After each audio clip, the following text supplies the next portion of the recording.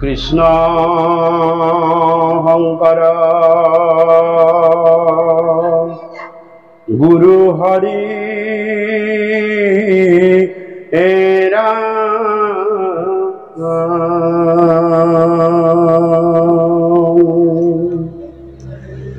জয় গুৰু শংকৰ সৰ্বগুণাকৰ যাকেৰি দাহি কেউ পাম তোমাৰি চৰণ ৰেণু হত পুতি বাৰে কৰো প্ৰণাম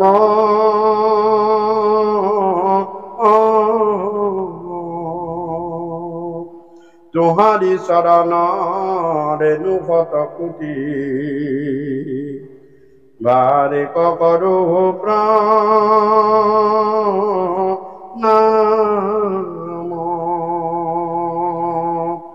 শংকৰ মাধৱ অভেদ ঈশ্বৰ গুৰু নাহি আতপৰ তাহান গুণক কীৰ্তন কৰিয়া কৃত কৃত হোৱে নৰ তাহান গুণক কীৰ্তন কৰিয়া কৃত কৃত হোৱে নৰ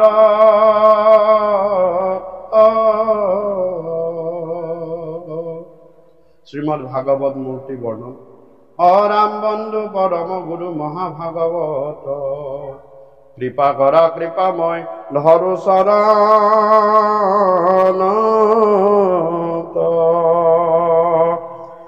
বন্ধু পরম গুরু মহাভাগবত কৃপা করা কৃপাময় ধরু শরণ প্রথম দ্বিতীয় স্কন্ধে শরণ দুতয় তৃতীয় চতুর্থে জানা হয়ে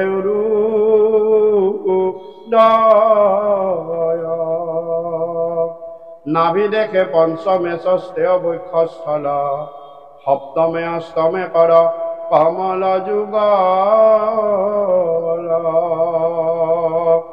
কণ্ঠ দেখে নবমে দশমে দ্বারতুণ্ড একাদশে ললাটে দ্বাদশে হইল মুণ্ড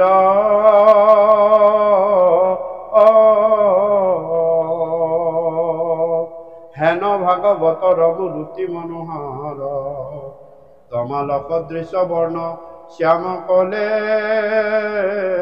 বৰ বন্ধু পৰম গুৰু মহাভাগৱত কৃপা কৰ কৃপাময় ধৰু শৰণ কৃষ্ণ শংকৰ গুৰু হৰি ৰাম ৰাম ৰাম ৰাম। শ্রীমদ ভাগবত দশম স্কন্ধ মঙ্গলাচরণ। হে হরি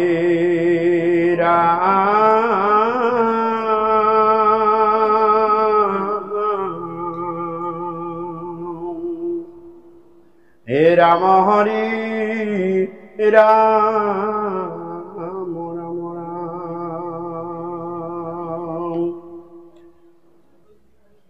হে রাম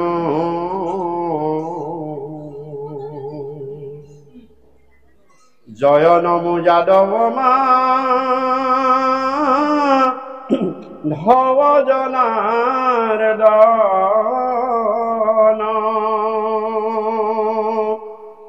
জয় হৃষিকেশ দাখিব সনাতন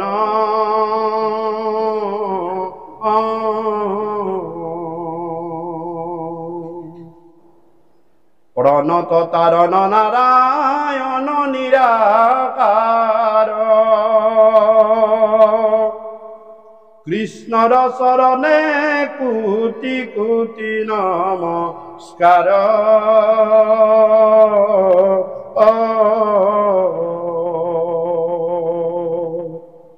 নমো নমো ভগবন্ত ভকতৰ নিধি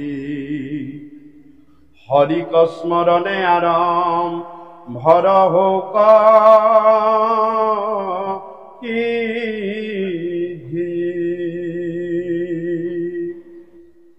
মহাভাগৱত কথা দশম স্কন্ধ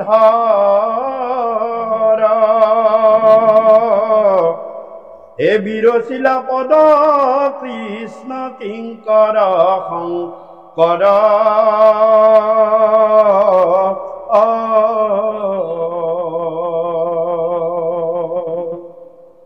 কৰ জোৰে বোলো শুনা হয় সবাসদ মূৰ হুয়া কৰো মহা ভাগৱত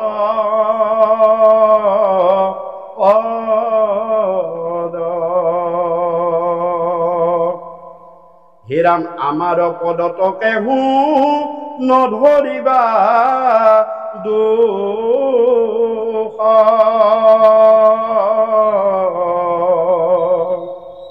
কৃষ্ণ কথা শুনি কৰা চিত্ত কখন দুখ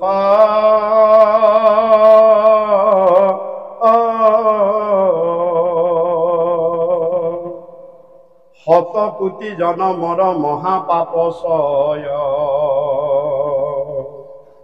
যিটো মনুষ্যৰ নিৰন্তৰে ভৈল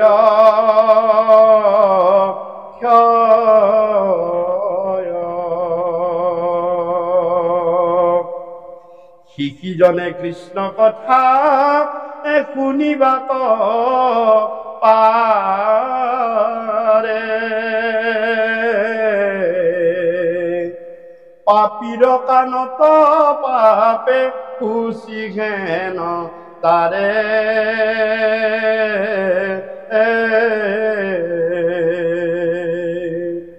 হেন জানি সাৱধানে শুনা খবে নৰ এ নাহি ধৰ্ম কৃষ্ণ কথা শ্ৰৱণত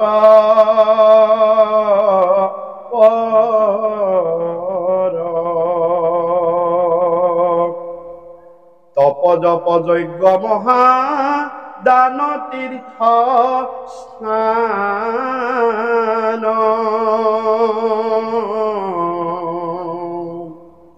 অৰাম কোটি ভাগ নুহি কৃষ্ণ কথাৰ মান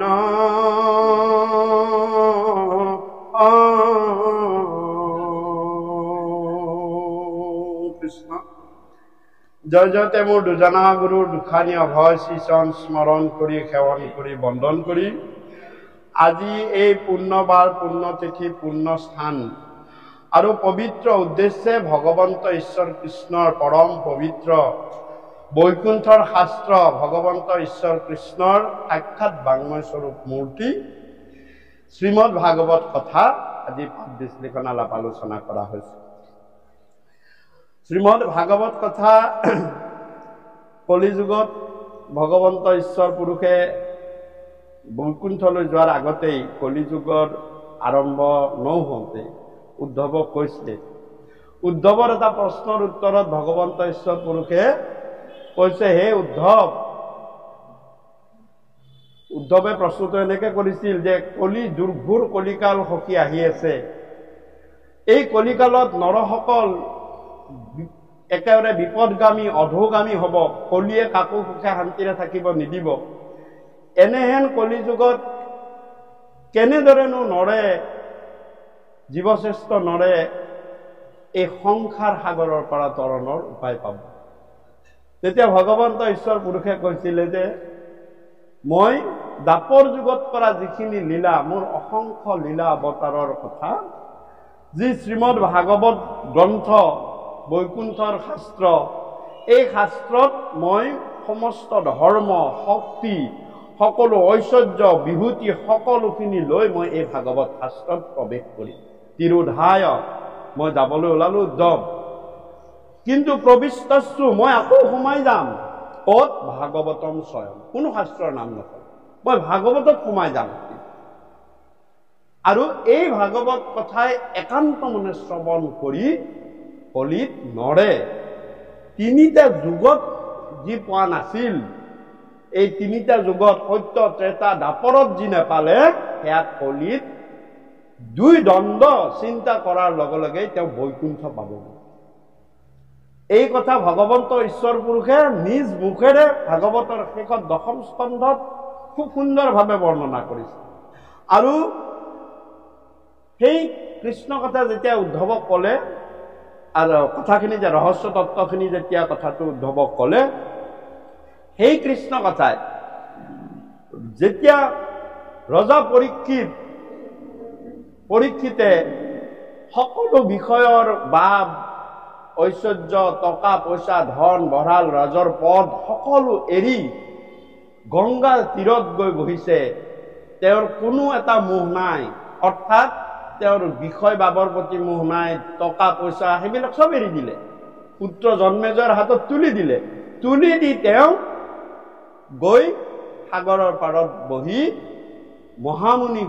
মুনি ৬০,০০০ দেখি সুধিছে যে মৃয়মানুষ্য লোকম কিম কাৰ্যম, মৃত্যুমুখী লোকসকলে কি কাম কৰা উচিত। তেতিয়া বহুতে নানা ঋষিয়ে নানা মত দিছে, কিন্তু একমাত্ৰ সুক মহামুনি তেওঁ আহি কৈছে যে শ্ৰৱণম কীৰ্তনম।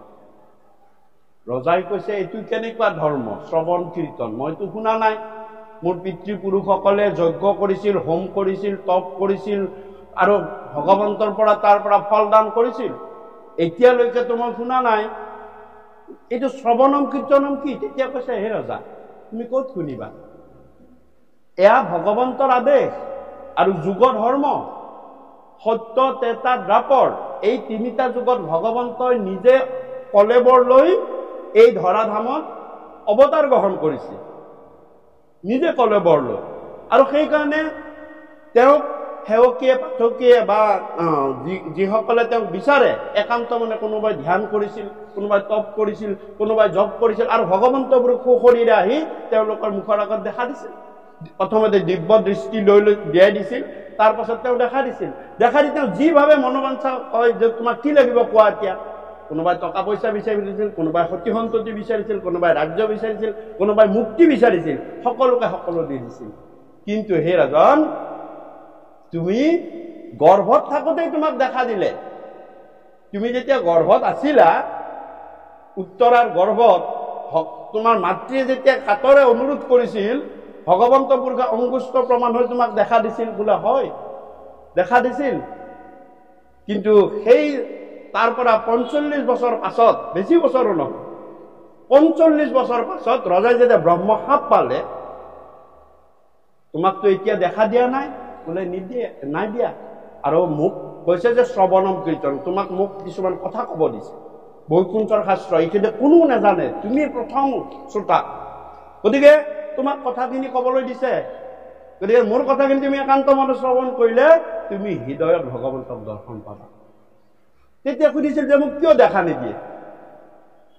বোলে হে ৰাজা, তোমাৰ জন্মৰ ৩০ বছৰ পাছত দাপৰ যুগ শেষ হৈ গৈছে, আৰু কলি যুগত তুমি ১৫ বছৰ পাৰ কৰিলা। ইতিমধ্যে কলি যুগত ভগৱন্ত পুৰুষে কাকো দেখা নিদিয়ে, দৰ্শন বন্ধ। চৰ্মচক্ষুৰে ভগৱন্ত পুৰুষে কাকো দেখা নিদিয়ে। স্বয়ং পৰীক্ষিতকে নিদিয়ে, এটা ডাঙৰ প্ৰমাণ।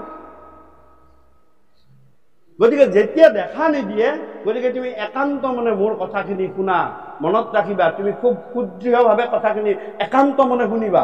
কাৰণ কিয়? তুমি যদি একান্ত মনে কৃষ্ণ কথাখিনি নুশুনা, সেই কথাই কিন্তু তোমাক কাম নিদিব। তাৰমানে ক'ব গ'লে ৰজা পৰীক্ষিত মডেল, তেওঁ আদৰ্শ এটা। তেওঁ যদি ভালকে যেনেকৈ স্কুল এখনৰ প্ৰথম ল'ৰাটো, 10ৰ প্ৰথম ল'ৰাটো স্কুলখনৰ কাৰণে এটা, তেওঁ যদি যিমানেই ভালকে ৰিজাল্ট কৰিব স্কুলখনৰ নামটো, সিমানেই ভাল হ'ব আৰু সেইখন স্কুলত বেছি বেছিকৈ ল'ৰা ছোৱালী এটেণ্ড হ'ব। গতিকে ৰজা পৰীক্ষিতক কৈছে যে তুমি একান্ত মনে কৃষ্ণ কথাখিনি শুনা, আৰু যদি একান্ত মনে কৃষ্ণ কথাখিনি তুমি নুশুনা, তুমি তাৰ পৰা ফল নাপাবা। নেপালে কি হ'ব? এই ধৰ্মৰ প্ৰতি বিশ্বাস সকলোৰে ভাগি যাব। এই ৰজা পৰীক্ষিতেই ফল নেপালে, ৰজা পৰীক্ষিতেই উদ্ধাৰ হৈ নগ'ল, আমি ক'ৰ পৰা যাম? সেইকাৰণে গুৰুৱেও মাজে মাজে আমাক কৈ থাকে, ইয়াতে দুবাৰ কৈছে, দেখিছেনে? ইয়াতে দুবাৰ কৈছে যে কি কৈছে? যে হেন জানি সাৱধানে শুনা হবে নৰে। যে কৃষ্ণ কথা যদি শুনিব আহিছা, অন্তত এই 1-1.5 ঘণ্টা সময় যি সাধু সংগত কৃষ্ণ কথা শুনাৰ সৌভাগ্য তোমাক ভগৱন্ত কৰিছে, সেইখিনি কিন্তু একান্ত মনে কৃষ্ণ কথাখিনি শুনা, বাকী চব কথা বাদ দিয়া, তেতিয়া তুমি তাৰ পৰা ফলটো পাবা। যদি নুশুনা তোমাৰ ফল নাপাবা, তুমিয়ে গৈ কবা এই শুনিলো কৰিলো একো ফলেই নাপালো দেখোন। আচলতে দুখ ভাগৱতৰ নহয়, দুখ কৃষ্ণৰ নহয়, দুখ শুনাজনৰ। আৰু সেইকাৰণে কি কৰে কলিয়ে? এই আমাক কৃষ্ণ কথা শুনাৰ পৰা 4 প্ৰকাৰে আমাক বিৰত ৰাখে। কলিৰ প্ৰেছাৰ। কলিয়ে আমাক ক'ব যে তুমি কৃষ্ণ কথা শুনি সফল হ'ব নিদিও তোমাক, কাৰণ তুমি মোৰ সময়ত আছা, মোৰ যুগটোত আছা, পিৰিয়ডত মই এম্পায়াৰ, মই সম্ৰাট, মোৰ সময়ত তোমাক মই যাব নিদিও। 1 নম্বৰ আপোনাক বাধা দিব, প্ৰথম আপোনাক বাধা দিব শৰীৰেৰে। শৰীৰত আছে কলিকৃত যত দুখ, গুচুক প্ৰথমে কৰা হৰি হৰি গো। যাবতো মনটো আছিলে, 2 ঘণ্টা সময় বহি থাকিব নোৱাৰো, আঁঠু দুখত কটাই থাকে, মই থাকিব নোৱাৰো, সেইটো তোমাক কলিয়ে দি দিলে ডাইৰেক্ট। তাৰমানে এই যাব নোৱাৰো, মোৰ বেছি সময় বহি থাকিলে মাথাটো ঘূৰাই, এইটো কি? কলিৰ প্ৰভাৱ। কলিয়ে তোমাক প্ৰথমতে শাৰীৰিকভাৱে বাধা দি তোমাক ৰখাই দিলে। ফাৰ্ষ্ট কলি ছাকচেছফুল, কৃষ্ণ ফেইল। তাৰপিছত 2 নম্বৰ আপোনাক বাধা দিব, আপুনি যাক যি হয় হওক, মূৰাই চূৰাই বহি হলেও কৃষ্ণ কথা শুনিবহে লাগে, গাবহে লাগে। মই ওলালো, তাৰমানে কলি ফেইল হ'ল, কৃষ্ণ পাৰ হ'ল। তাৰপিছত তোমাক কৃষ্ণ কৃপা কৰিছে যে তুমি যোৱা, তোমাক মই বাকীখিনি মই মোৰ ৰিক্স। 2 নম্বৰ আহিলে নহয়, তাৰপিছত এওঁকতো নোৱাৰিলো মই, 2 নম্বৰ সাংসাৰিকভাৱে আপোনাক কলিয়ে বাধা দি দিলে। যাব ওলাইছে, ক'ত যায়? এই ভাগৱত কথা সুধিব যাওঁ, নাম প্ৰসংগত যাওঁ, যাব নোৱাৰে। আজি গধূলি আলহী আহিব ন, বজাৰ কোনে কৰিব? দেউতা তুমি যাব নোৱাৰা, বহাচোন, মোৰ অমুকটো কাম কৰিব আছে, মই নাথাকো নহয় ঘৰত। দেখিছেনে? কোনে? কলিয়ে বাকীবিলাকক শিকাইছে। তোমাক নোৱাৰিলে সেইবাৰ কলিয়ে বেলেগলৈ গুচি গৈছে, সাংসাৰিকভাৱে তোমাক বাধা দিছে। ক'ৰ পৰা? কৃষ্ণ কথা শুনাৰ পৰা। 2 নম্বৰ বাধা। 3 নম্বৰ ভাৱে মানসিক, সেইটো বাধাও পাৰ কৰি গুচি আহিলো, আহি ভকত সংগত বহিলো, সেইবাৰ কলিয়ে মনটোক ঘূৰাইছে। অৰ্থাৎ তুমি বহি আছা কৃষ্ণ কথা শুনিবলৈ নাম প্ৰসংগত, কিন্তু মনটো তোমাৰ ইয়াত নাই, বজাৰ সমাৰ অমুক তমুকত ঘূৰাইছে না, কলিয়ে তোমাক সেইবিলাকে ঘূৰাইছে। অৰ্থাৎ বহি থকা নথকা তোমাৰ কোনো, অৰ্থাৎ তুমি শ্ৰৱণ একান্ত মনে কৰিব পৰা নাই, তোমাক কৃষ্ণ কথা এইবাৰ কাম নিদিয়ে। সেইকাৰণে কৈছে যে এইখিনি কথা তুমি দৃঢ়ভাৱে, সেইকাৰণে কৈছে মনটোক কণ্ট্ৰল কৰা। 3 নম্বৰ কৈছে কিন্তু মনটো, তোমাৰ শৰীৰটো আহিলে, বাধা বিঘিনি দূৰ হ'ল, বেমাৰটোৰ কথাও ভালে। সেইকাৰণে গুৰুৱে, 2জনা গুৰুৱে যেতিয়া বৰগীত লিখে, প্ৰথম শব্দটো চাওকচোন, মনটো সাৱধান কৰাই লৈছে। মনটো যদি সাৱধান নহয়, এক মনে যদি কৃষ্ণ কথা নুশুনো, আমি কৃষ্ণ কথা গোৱা শুনাই কোনো কাম নিদিয়ে। এইটো ডাঙৰ কথা। সেইকাৰণে কৈছে প্ৰথম গুৰুৱে যেতিয়া কলম লিখিছে বদৰিকাশ্ৰমত, মন মেৰি ৰাম চৰণ হে লাগু। গতিকে কৈছে যে হে মন, ৰামৰ চৰণত লাগ সুদৃঢ়ভাৱে। আৰু মাধৱ মহাপুৰুষৰ প্ৰথম বৰগীতটো ৰে মন সেবহু হৰিৰ পাৱে। 2জন মহাপুৰুষৰে প্ৰথম বৰগীতৰ শব্দকেইটা চাওক, কিমান মিল, কিমান। সেইকাৰণে 3 নম্বৰ আপোনাৰ মানসিকভাৱে কলিয়ে আমাক ঘূৰাই ফুৰাই, আৰু 4 নম্বৰ সামাজিকভাৱে। অৰ্থাৎ সামাজিকভাৱে কি? সেইখন সমাজৰ লগত মোৰ উঠা বহা নচলে, মই নাযাওঁ দে।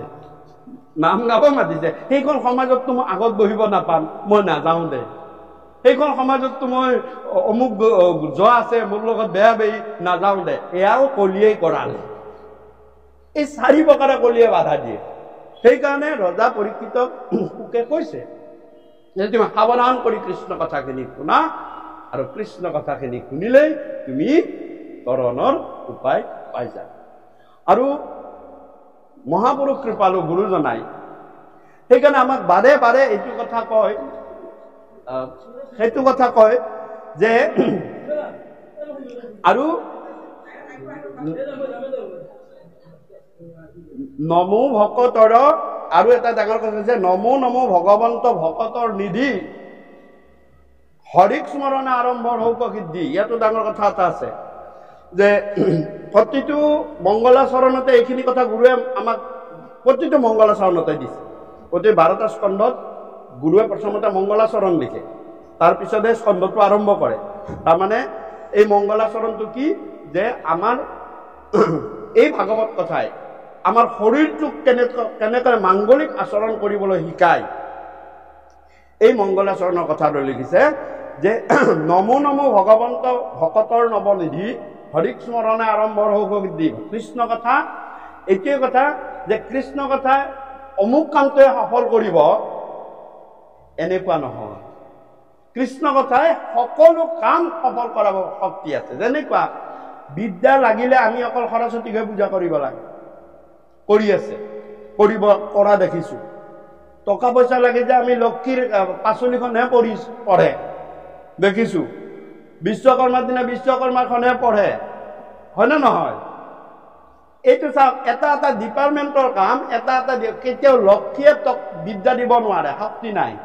সূৰ্যই যেনেকে পানী দিব নোৱাৰে, বৰুণে যেনেকে পোহৰ আৰু তাপ দিব নোৱাৰে, হয় নে নহয়?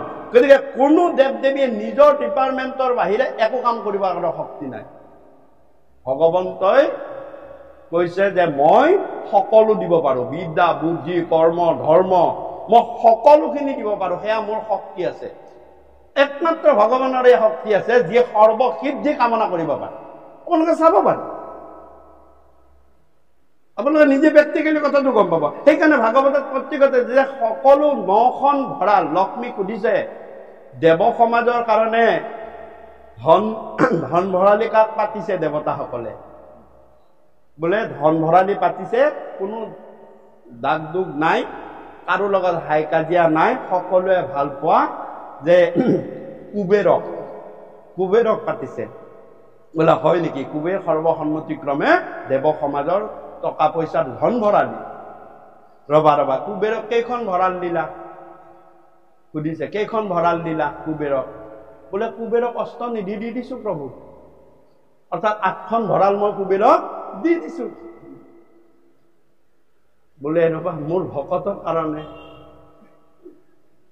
ভকতৰ কাৰণে কিন্তু হে লক্ষ্মী তুমি এখন বঢ়াই দিব লাগে। দেৱতাতকে ভকতৰ কাৰণে এখন ভঁৰাল বঢ়াই, অৰ্থাৎ 9খন ভঁৰাল। সেইকাৰণে লিখিছে যে নমো নমো ভগৱন্ত ভকতৰ নৱনিধি। 9খন ভঁৰাল কোনে পাইছে? ভকতে পাইছে। দেৱতাতকে এখন ভঁৰাল ভকতৰ বেছি। এতিয়া 9খন ভঁৰাল মানে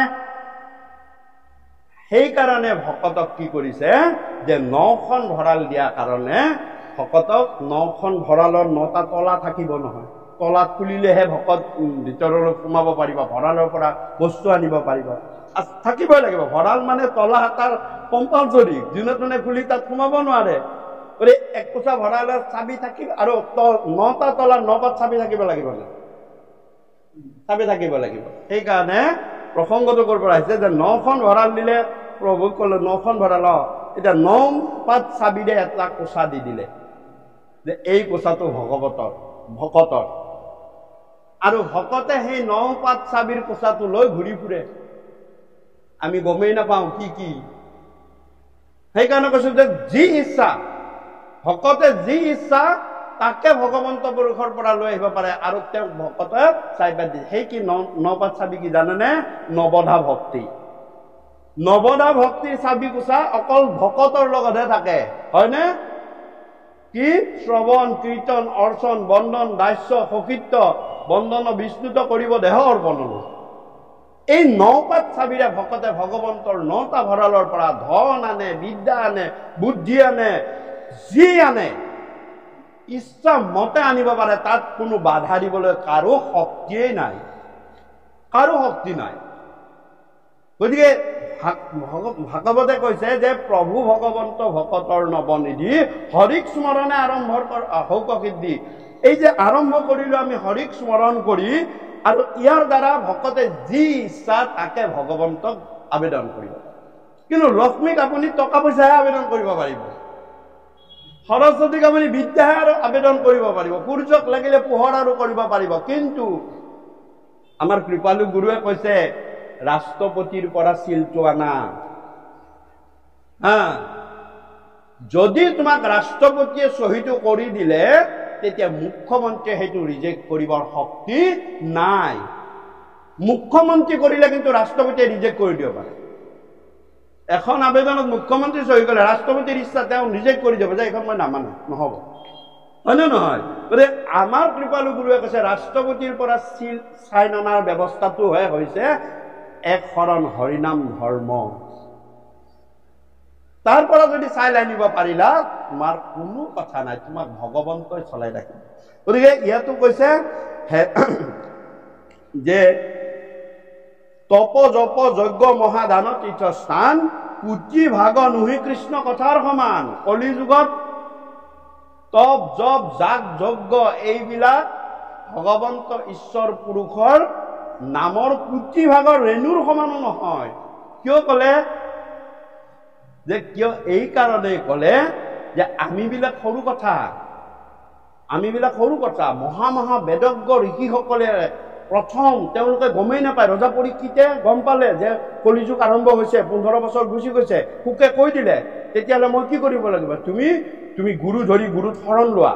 বোলে গুৰু কোন? আপুনিয়ে গুৰু। এই বুলি সুকৰ ওচৰত গুৰু বুলি তেওঁ প্ৰণাম কৰিলে। ভাগৱতত তাৰ পিছৰ পৰা গুৰু শব্দটো ব্যৱহাৰ কৰিছে। নহলে ৰজা পৰীক্ষিতে সুক মহামুনিক সম্বোধন কৰিছে ঋষিবৰ মুনিবৰ। কিন্তু যে শৰণ লৈ দিলে, তুমি শৰণ লোৱা, শৰণ লৈ তুমি কৃষ্ণ কথা শুনা, তেতিয়া তোমাৰ কাম হৈ যাব। তেতিয়া একমাত্ৰ ৰজাই কি কৰিলে? শৰণ ললে। ক'ত? সুক মহামুনিৰ ওচৰত লৈ কিনে কৃষ্ণ কথা শুনিব ধৰিলে। তেতিয়া 7 দিন 7 ৰাতি কৃষ্ণ কথা কোৱা শেষ হ'ল, ৰজাই গমেই নাপালে কেতিয়া বৈকুণ্ঠ গ'ল। গমেই নাপালে ৰজাই পৰীক্ষিতে, তেওঁ নিজেই বৈকুণ্ঠত বিৰাজমান।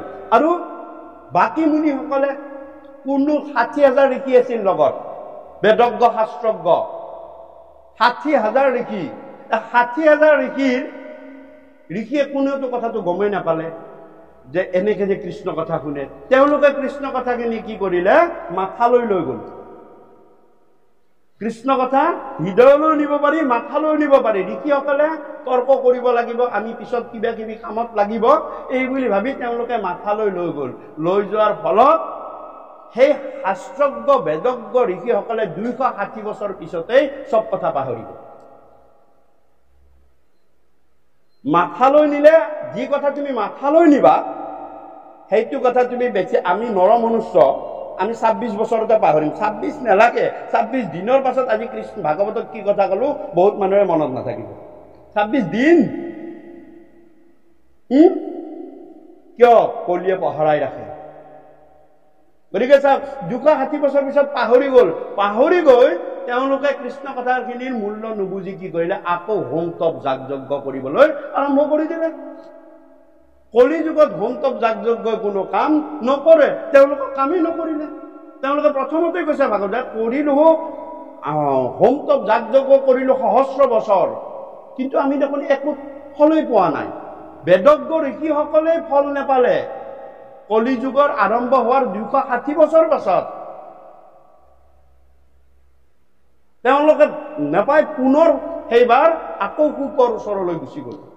গৈ কৈছে হে সুকমুনি, আপুনি অনুগ্ৰহ কৰি, আমি দেখোন মানে হাজাৰ হাজাৰ বছৰ ধৰি তপস্যা কৰিলো, হোম কৰিলো, তপ কৰিলো, আৰু আমাৰ হোমৰ ধোঁৱাই আমাৰ চুলিবিলাক কলাৰ পৰা গৈ ৰঙচুৱা কৰি পেলালে।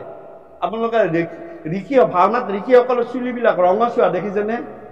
ৰঙা, কলা নহয়, কালাৰ। সেই সময়ত কালাৰৰ কথা চিন্তা কৰা নাই দেই, দেখিছে না? ভাওনাত দেখা যায় কিছুমান চুলিবিলাক ৰঙচুৱা, ৰঙা ৰঙা কৰি। কিয়? এই যিসকলে হোম কৰি তপ কৰি হোমৰ ধোঁৱাৰ কাৰণে সিহঁতৰ গোটেই চুলিবিলাকৰ কলা কালাৰটো গুচি যায়, ৰঙচুৱা হ'ল। সেই কৈছে হোমে ধূম্ম বৰ্ণ ভৈল কলে বৰ। আৰে আমাৰ কি হ'ল, কিয় হোৱা নাই, আমি কিয় সফল হ'ব পৰা নাই?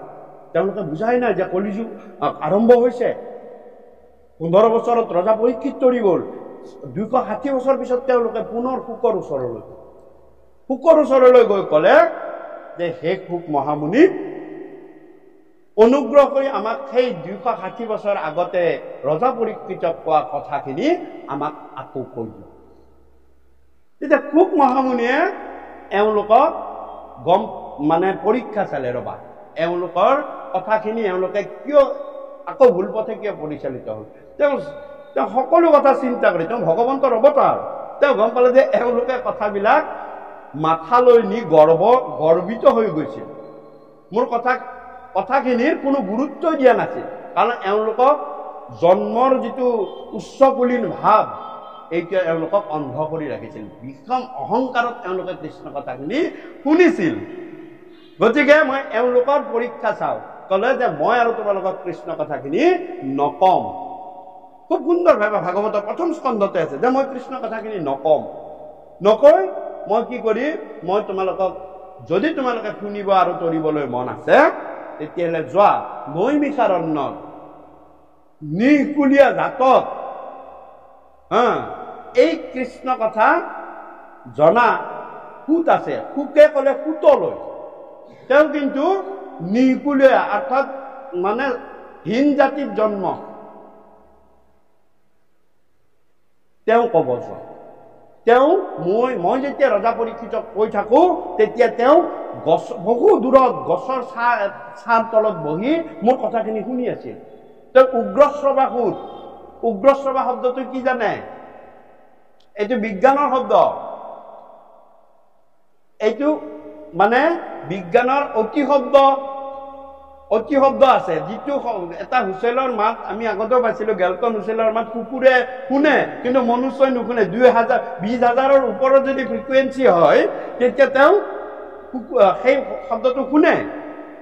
আৰু আমাৰ 20,000ৰ তলত, সেইকাৰণে আমি নুশুনো সেইটো শব্দ। আমি নুশুনো, কিন্তু কুকুৰে শুনে। সেনেকুৱা উগ্ৰশ্ৰৱা তেওঁ আমি নুশুনা শব্দবিলাকো তেওঁ শুনি পায়। উগ্ৰশ্ৰৱা, তেওঁ অতি শব্দও তেওঁৰ কাণলৈ গুচি আহে। তেওঁ বহু দূৰত তেওঁ মনে মনে শুনি আছিলে। কিয়? যে সেই 60,000 ঋষি যে ৰজা পৰীক্ষিত কওঁতে কথাবিলাক শুনি আছিলে, বেদজ্ঞ শাস্ত্ৰজ্ঞ জাত্যাভিমানী ঋষি, তেওঁলোকে সুতৰ ছাঁটো গছকিলেও 7 বাৰ গা ধুব লাগে। ছাঁটো যদি গছকা যায় 7 বাৰ গা ধুব লাগে, ইমান নিষ্কুলীয়া। গতিকে ছাঁটো যদি পৰে, কোনোবাই যদি গছকে, মোকতো আকৌ মোক অভিশাপ দিব, এই বুলি মনে মনে গছৰ তলত ছাঁটো যাতে নপৰে, ছাঁটোৰ যাতে সৃষ্টি নহয়, সেইকাৰণে গছৰ তলত শুনি আছে। সেই সুতক কথা ক'লে যে সুতক ক'ব, মই নকওঁ। আৰু মোক ৰজা পৰীক্ষিতক ক'বলৈহে মোক দিছিলে ভগৱন্তই আদেশ। মই সেইকাৰণে ৰজা পৰীক্ষিতক ক'লো, তোমালোকক ক'বলৈ আদেশ দিয়া নাই। সুতে ক'ব যোৱা, মই আদেশ কৰিছো। 60,000 ঋষি আহিল সুতৰ ওচৰলৈ। ক'ত? বদৰিকাশ্ৰমৰ পৰা আহিল নৈমিষাৰণ্যলৈ। আহি থাকোঁতে মাজতে তেওঁলোকৰ মাজত মতভেদ হৈ গ'ল যে আমি উচ্চবংশীয়, আমি বেদজ্ঞ শাস্ত্ৰজ্ঞ, আমি কুলীন, আমি সেই নিকুলীয়া সুতৰ মুখৰ পৰা কৃষ্ণ কথা নুশুনো। এইবুলি 32,000 ঋষি তাৰ পৰা গুচি গ'ল। মেজৰিটি সেইকাৰণে ভাগৱত কথা নুশুনিলেই। সেইকাৰণে মেজৰিটি, আজিও মেজৰিটি ভাগৱতৰ ওপৰত বিশ্বাস নুশুনা মানুহ মেজৰিটি। 28,000 শুনি ক'লে নহয় কৃষ্ণ কথা আমি শুনিবহে লাগিছে। শৌনক প্ৰবৃত্তি 28,000 ঋষিয়ে তেওঁলোকে আহি গুচি গ'ল। চাওক, সেইকাৰণে চাওক, এতিয়াও আমাৰ সমাজত চলি আছে যে অমুক কাষ্টৰ মানুহে পঢ়িলে আমি নুশুনো। ব্ৰাহ্মণে আকৌ সুদূৰৰ মুখেৰে নুশুনে। একদম ডাইৰেক্ট কথা। মহন্তখিনিয়ে আমাৰ ধুবি জাতি মানুহৰ মুখেৰে কৃষ্ণ কথা নুশুনে। আমি অধম সেইকাৰণে কৈ দিছেতো। নাই আমি বহুত কেঞ্চেলো হৈছে তেনেকে। আৰু শংকৰ সংঘৰ মানুহখিনিও সত্ৰীয়া মানুহখিনিৰ মুখেৰে কৃষ্ণ কথা নুশুনে, এতিয়াও আছে। শংকৰ সংঘৰ মানুহ যদি আমাক মাতে নহয়, তেওঁ এঘৰীয়া হ'ব লাগিব, এতিয়াও আছে। মই উদাহৰণ 3টাই কথা কৈ দিলো। গতিকে তেওঁলোকেও কি কৰিলে? আমি নুশুনো। এইবুলি 32,000 গুচি গ'ল। 28 সহস্ৰ ঋষি বেদত প্ৰধান বিষ্ণুৰ নৈমিষ ক্ষেত্ৰ মহাপুণ্য স্থান তালৈ গুচি গ'ল 28,000 আৰু 28,000 ঋষিয়ে পুতক ক'লে যে তোমাক আমি যথাযোগ্য সন্মান দিছো তুমি শাস্ত্ৰজ্ঞ বেদজ্ঞ তুমি কৃষ্ণ কথা আমাক কোৱা আৰু তেতিয়া 28,000 ঋষিৰ আগত একেবাৰে কলিযুগত একদম শেষৰ কাৰণে ভাগৱত কথা আৰম্ভ কৰিলে কুতে সৌনক প্ৰবৃত্তি 28,000 ঋষি তাৰ পৰা আমাৰ ভাগৱত কথাখিনি আমাৰ সাধাৰণ শ্ৰেণীৰ তালৈকে গুচি আহিলে আৰু সেইকাৰণে ভাগৱতৰ এই আসনখনত কোনো জাতি কুল বাছ বিচাৰ কৰা নাযায় ইয়াত কোনো বাছ বিচাৰ কৰা নাযায় ইয়াত খালি বহিব লাগে কৃষ্ণ কথা ক'ব লাগে কাৰণ অকুলীন সুত আছে তেতিয়া অকুলীন সুতেও মনটোতে ভাবিলে সঁচাকে মোৰ আজি জীৱন ধন্য কাৰণ ইমান ডাঙৰ শাস্ত্ৰজ্ঞ বেদজ্ঞ ঋষিসকলে মোক কৃষ্ণ কথা ক'বলৈ দিছে তাতকৈ আৰু মোৰ কি লাগিছে যাওক এনেদৰে ভাগৱত কথা আমাৰ মাজত সাধাৰণ শ্ৰেণীৰ মাজত তাৰ পৰা প্ৰচাৰ হৈ গুচি গ'ল এইটো কলিযুগ আৰম্ভ হৈ যোৱাৰ প্ৰায় 260 বছৰ 257 বছৰ পিছৰ কথা তাৰ পৰা প্ৰবচন হৈ থাকিল আৰু মহাপুৰুষ গুৰুজনাই ভাগৱতৰ সেইকাৰণে কৈছে যে তপ জপ যজ্ঞ কোনোৱে কাম নিদিয়ে একমাত্ৰ কলিযুগত শ্ৰৱণ কীৰ্তনেহে কাম দিব আজি ভাগৱতৰ 10ম স্কন্ধৰ কথা আমি পাঠ কৰিম 10ম স্কন্ধত আমি সকলোৱে জনা এটা এইকাৰণে পাঠটো মই আৰম্ভ কৰিবলৈ লৈছো যে সকলোৱে জানো কাহিনীটো অতি সহজ কিন্তু তাৰ তত্ত্বখিনিৰ কথা আমি বুজি নাপাওঁ আৰু যাৰ কাৰণে সেই ধৰণৰ অসুবিধাবিলাক আমাৰ ভিতৰলৈ আহি পৰে সহজ তেনে সহজ কিন্তু মূল তত্ত্বটো অলপমান গাঢ় কথাখিনি অলপমান গাঢ় কৃষ্ণ যে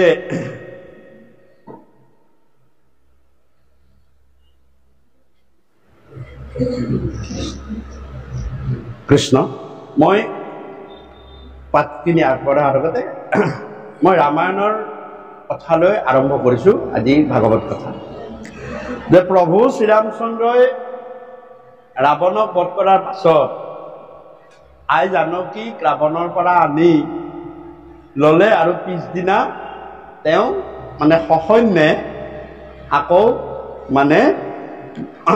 মানে অযোধ্যালৈ গুচি আহিব আৰু তেতিয়া সকলো প্ৰজাৰে আনন্দ প্ৰজাবৰ্গ বান্দৰ ভালুক সকলোৰে আনন্দ যে আহিব কিন্তু ভগৱন্ত প্ৰভু শ্ৰীৰামচন্দ্ৰই দেখিছে এই জাম্বৱন্তৰ মনটো মৰা আৰু অকলশৰীয়াকৈ সাগৰৰ পাৰত শিল এটাৰ ওপৰত বহি আছে প্ৰভু শ্ৰীৰামচন্দ্ৰই মন কৰিছে কথাটো কি জাম্বৱন্তই কিয় মন মাৰি আছে এইবুলি তেওঁ কাকো লগত নলৈ অকলে জাম্বৱন্তৰ ওচৰ চাপি গৈছে ওচৰ চাপি গৈ জাম্বৱন্তক ওচৰত গৈ কৈছে জাম্বৱন্ত কাইলৈ আমিতো যামেই গতিকে সকলো প্ৰজাই একদম শিবিৰত আনন্দ কৰিছে আই জানকী ঘূৰি আহিছে মোৰো মনটো ভাল লাগিছে বনবাসো শেষ হ'ল কিন্তু তোমাৰ মনটো কিয় আজি মৰি আছে নো কিয় মনটো মৰা এনেকে কৈছে এয়া চাওক এটা যুগৰ আগৰ পৰাই ভগৱন্তই প্লেনিং কেনেকে কৰে যুগান্তৰৰ পৰা প্লেনিং কৰে আমাকো জীৱনটো কেনেকে নিব ভগৱন্ত পুৰুষে প্লেনিং মাৰি থৈ দিছে তেওঁ প্লেনিং মাৰি থৈ দি আমাক বিলাকক আগবঢ়াই লৈ গৈছে আমাৰ মতে একো হ'ব পৰা নাই ভগৱন্তই যি ভাবিছে সেইমতেহে আমি আগবাঢ়ি গৈ আছো আমি ভাবিছো আমি কৰিছো নহয় ভগৱন্ত তোমাক আগবঢ়াই নি আছে আৰু সেইমতে তুমি যাবলৈ বাধ্য আমিতো ভবা কামটো আমি কেতিয়াবা কৰি হৈ নুঠে নভবা কামটোৱে পতককে হৈ যায় দেখিছেনে তাৰমানে ভগৱন্তই ভাবিছে ভগৱন্তই যিটো ভাবিব সেইটোৱে হয় ঈশ্বৰৰ ইচ্ছাকে সকলো মিল হয় আজি আনকি বেলেগ নালাগে এই যে আমি এতিয়া ভকত সংঘ আমি আটায়ে লগ পাইছো ভকত সংঘ ইয়াত মানে আই মাতৃ বুলি কোনো কথা নাই সকলো ভকত তাৰমানে ভকত শব্দটোৱে উভয় লিংগক বুজায় সেইকাৰণে গোপীসকলকো ভকত বুলি কৈছে হৰি ভকতক যেন নলংগা বিঘিনী মোৰ ভকতক কোনো বিঘিনীয়ে লংঘিব নোৱাৰে গতিকে ভকতৰ সংগ মিলে কৃষ্ণৰ কৃপাত আজি আমি ভকতৰ সংগ কৃষ্ণৰ কৃপাত লাভ হৈছে ভগৱন্তই কৃপা কৰিছে তাৰমানে ভগৱন্তই ইচ্ছা কৰিছে লগ লগা। আৰু ভকতৰ কৃপাই মিলে ঈশ্বৰ সাক্ষাৎ। এই ভকতে কৃপা কৰিলে তুমি ঈশ্বৰ কলিযুগত সাক্ষাৎ দেখা পাবা। ক'ত দেখা পাবা? হৃদয়ত। হৃদয়ত তোমাৰ উপলব্ধি হ'ব ঈশ্বৰ কি বস্তু, ঈশ্বৰ কি তত্ত্ব। এই শ্ৰৱণ কীৰ্তনৰ মাজেৰে ঈশ্বৰৰ কথাটো গম পাবা। গতিকে ভগৱন্ত প্ৰভু শ্ৰীৰামচন্দ্ৰই জাম্বৱন্তক সুধিছে, হে জাম্বৱন্ত, তোমাৰ মনটো কিয় মৰা? তোমাৰ কি দুখনো আছে? তুমি আনন্দ কৰিবলৈ, তুমি মোৰ মন্ত্ৰী আছিলা, সকলো ৰণৰ কথাখিনি তোমাৰ মন্ত্ৰণাৰ ওপৰতে মই দিছিলো। তেতিয়া কৈছে, হে প্ৰভু, আপুনি জানিব নালাগে দিয়ক মোৰ মনৰ কথা। কোৱাচোন, কোৱা। নাই প্ৰভু, মই নকওঁ আপোনাক। প্ৰভু শ্ৰীৰামচন্দ্ৰ, নহয়, তুমি, মই কবলৈ দিছো তোমাক ৰজা হিচাপে, তুমি মোৰ মন্ত্ৰী হিচাপে তোমাৰ সকলো মনৰ কথা মোক কোৱা, মোক জানিব লাগিব মই তোমাক। তেতিয়া বহুত জোৰ কৰি ধৰাত জাম্বৱন্তই ক'লে যে, হে প্ৰভু, এই সকলোৱে কয় মোৰ বোলে বহুত বল, মোৰ এনেকুৱা বল যে বলিবীৰ বালিবীৰ অৰ্ধ হনুমান, নুহুব নুপুজিব বীৰ কৰ্ণৰ সমান। এটা শ্লোক আছে যে হনুমন্তৰ সন্মুখলৈ যি শত্ৰু ভাৱত আহে, আধা বল বোলে হনুমন্তৰ গালৈ গুচি যায়।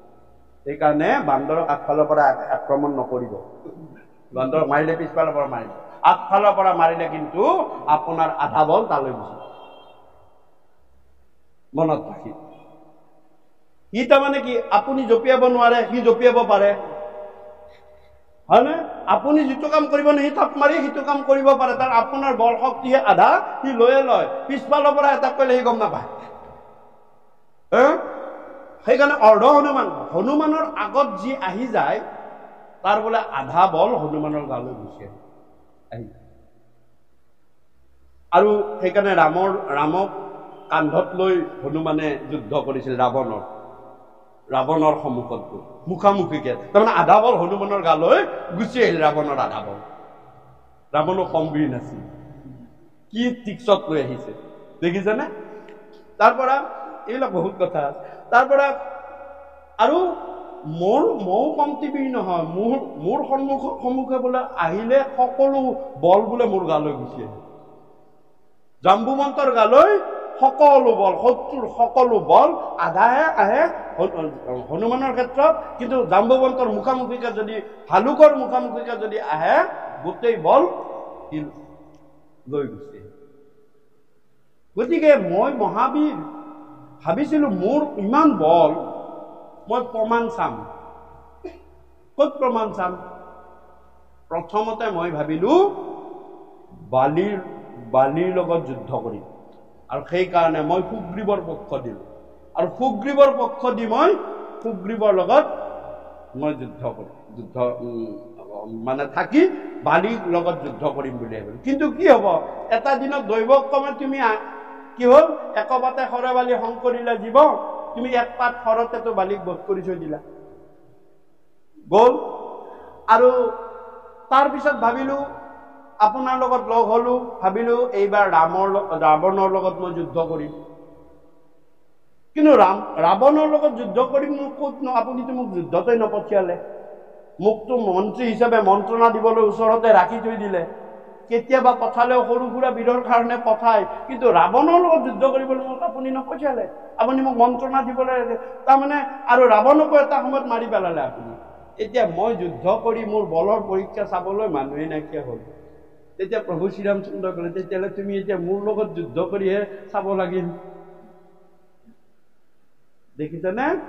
হৈ দিলে, এই প্ৰভু আপোনাৰ লগত যুদ্ধ কৰি মই আৰু, কাৰণ ময়ে থাকিলো, ৰাৱণতকৈ ময়ে শ্ৰেষ্ঠ, ৰাৱণকতো ময়ে মাৰিলো, তুমি মোৰ লগত যুদ্ধ কৰিব লাগিল, আহা যুদ্ধ কৰো। হে প্ৰভু আপুনি কি কয়? তাৰমানে তুমি মোৰ লগত যুদ্ধ কৰাৰ মনৰ বাঞ্ছা, এই বাঞ্ছা মই তোমাৰ পূৰণ কৰিম। ভকতৰ মনৰ বাঞ্ছা পূৰ্ণ কৰাই ভগৱান। ভকতৰ যি মনৰ হেঁপাহ বাঞ্ছা, সেইটো পূৰ্ণ কৰাই হৈছে ভগৱন্তৰ ভগৱান, তাকে কয় ভগৱান। তেওঁ গোটেই ছয়টা সৰভোগ বুলি কয়, সৰভোগৰ কাৰণটোৱে হৈছে ভকতৰ মনোবাঞ্ছা পূৰণ।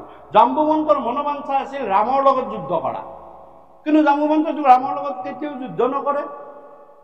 তেতিয়া কি কৰিলে, প্ৰভু শ্ৰীৰামচন্দ্ৰই ক'লে যে হে জাম্বৱন্ত যোৱা, তুমি এই শৰীৰে থাকিবা, যোৱা, মই কিন্তু পিছৰ জন্মত এই শৰীৰটো চেঞ্জ কৰিম, মই বসুদেৱ আৰু দৈৱকীৰ পুত্ৰ কৃষ্ণ হম, আৰু কৃষ্ণ হৈ সেইবাৰ মই এটা ডাঙৰ বস্তু যিটো দৈবিকভাৱে সত্ৰাজিতে লাভ কৰিম, যাক কয় শ্যামন্ত মণি, দৈবিকভাৱে আহিব। আৰু সেই মণিৰ কাৰণে তুমি মোক বিচাৰিব নালাগে, মই তোমাক বিচাৰি গুচি যাম, আৰু সেই মণিৰ কাৰণে যুদ্ধ কৰি আমি দুয়ো মোৰ বলৰ প্ৰমাণ দেখাম, যোৱা। কথা দিলে দাপৰ যুগ। সীতা মাতৃ যেতিয়া পাতাললৈ গুচি গ'ল, সীতা মাতৃয়ে প্ৰভু শ্ৰীৰামচন্দ্ৰক অভিশাপ দিলে, হে স্বামী, মই কেতিয়াও আপুনি যিটো মোক ডাউট কৰিছে ধুবুনীৰ কথা শুনি, মই কেতিয়াও এনেকুৱা নহয়, আপুনি মোক যি বদনাম দিলে, সঁচাকৈ যদি মই সতী সাধ্যী আপোনাৰ ৰঘুবংশীয় মৰ্যাদা পুৰুষৰ পত্নী যদিও হওঁ, প্ৰভু অহা জন্মত আপুনিও বদনাম পাব লাগিব। এই বদনাম পালে কিহৰ কাৰণে? শ্যামন্ত মণি সত্ৰাজিতক বধৰ বদনাম পালে ভগৱন্ত কৃষ্ণ। এই চাপ নিজে নিজে গাত কাটি লৈ লৈছে, হয়নে? আৰু সেই কাহিনী দশম স্কন্ধত গুৰুৱে লিখিছে। কি লিখিছে? যে এই কাৰণেই লিখিছে যে আমি দৈৱ শক্তি, দৈবিক কৃপা লাভ কৰিব পাৰো। যেনেকে সত্ৰাজিত নামৰ দ্বাৰকাত থকা এজনে সূৰ্যক বহুদিন সাধনা কৰাৰ ফলত, বহু বছৰ সাধনা কৰাৰ ফলত দাপৰ যুগত তেওঁ সূৰ্যৰ পৰা শ্যামন্ত মণিটো লাভ কৰিছিল। কিন্তু আমি লক্ষ্মীৰ পৰা বহুত টকা পইচা ভগৱন্তৰ আদেশত দিব, লক্ষ্মীয়েতো অৰ্ডাৰ লৈ দিয়ে, দেৱদেৱীয়ে অৰ্ডাৰ লৈ দিয়ে, নামটো দেৱদেৱীৰ হয়, অৰ্ডাৰটো লোৱাৰ পিছত দিয়ে, কিন্তু আমি সেইখিনি ভগৱন্তক অৰ্পণ নকৰো। বিদ্যা, বুদ্ধি, ধন, জন আমি পাই কি কৰো? আমি কৃষ্ণক পাহৰি যাওঁ। কোনে পাহৰি গ'ল? সত্ৰাজিতে পাহৰি গ'ল। তেতিয়া একশ্যনটো ৰিয়েকশ্যন কৰিব ধৰে। কৃষ্ণক সমৰ্পণ নকৰিলে অকল আমি যি পাইছো, এসোপা টকা পাইছো, কিবা কাৰণত আমাৰ ব্যৱসায় বাণিজ্য কৰো, ধন লাভ হ'ব পাৰে, তাক কিন্তু কি কৰিব দিছে? কৃষ্ণক অৰ্পণ কৰি ল'ব দিছে। অৰ্পণ কৰি ল'লে তাৰ পৰা তুমি কোনো দুখে তোমাক একো কৰিব নোৱাৰে। ইয়াত কি কৈছে? হে ৰাম মুকে কহিলন্ত পৰীক্ষিত নিপতিত,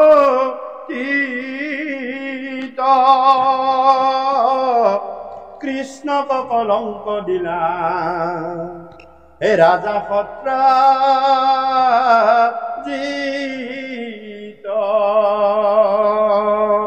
শ্যামন্তক মণিসমে নিজ কন্যা খানি, এ ভয় হোৱা মাধৱক দিলে কয়া পুনি, হেন শুনি পৰীক্ষিত মুনিত পুচন্ত, ত্ৰৈলোক্য ঈশ্বৰ দেৱ হৰি ভগৱন্ত,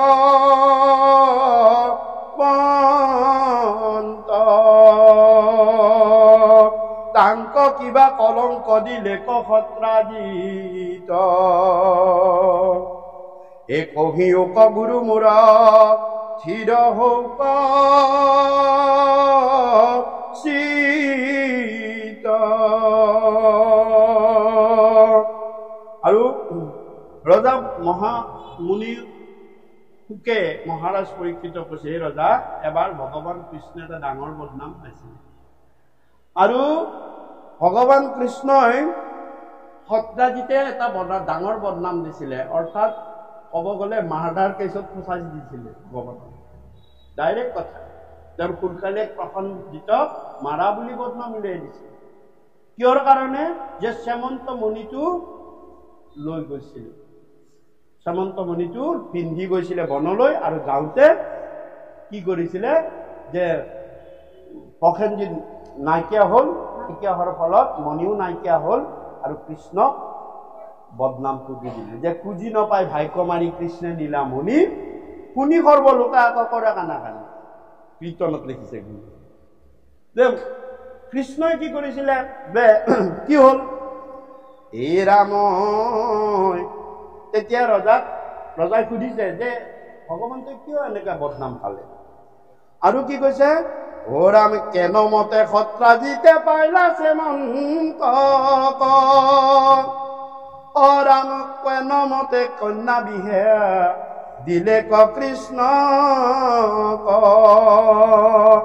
তজু পদ মুখে হৰি চৰিত্ৰ অমৃত যতে কশুনো আৰু শুনিবা কচিত শুকনি গদতি শুনা সাধু পৰীক্ষিত চিৰকাল সূৰ্য কয়ৰ শিলা সত্ৰাজিত অনেক বৎসৰে তুষ্ট ভৈল দিবাকৰ সত্ৰাজিতে ভকতি লীলা নিৰন্তৰ স্বামী গুচি সূৰ্য পাছে সখা ভৈলা তাৰ শ্যামন্তক মণিগোট দিলাই আপোনাৰ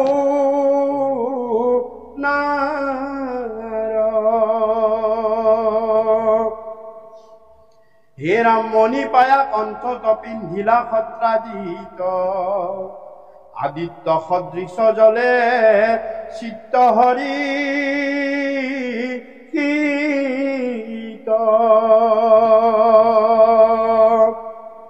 হে ৰাম দ্বাৰকাক গয়া পাছে ভৈলাই উপস্থিত তাক দেখি সবে প্ৰজা ভৈল সচকিত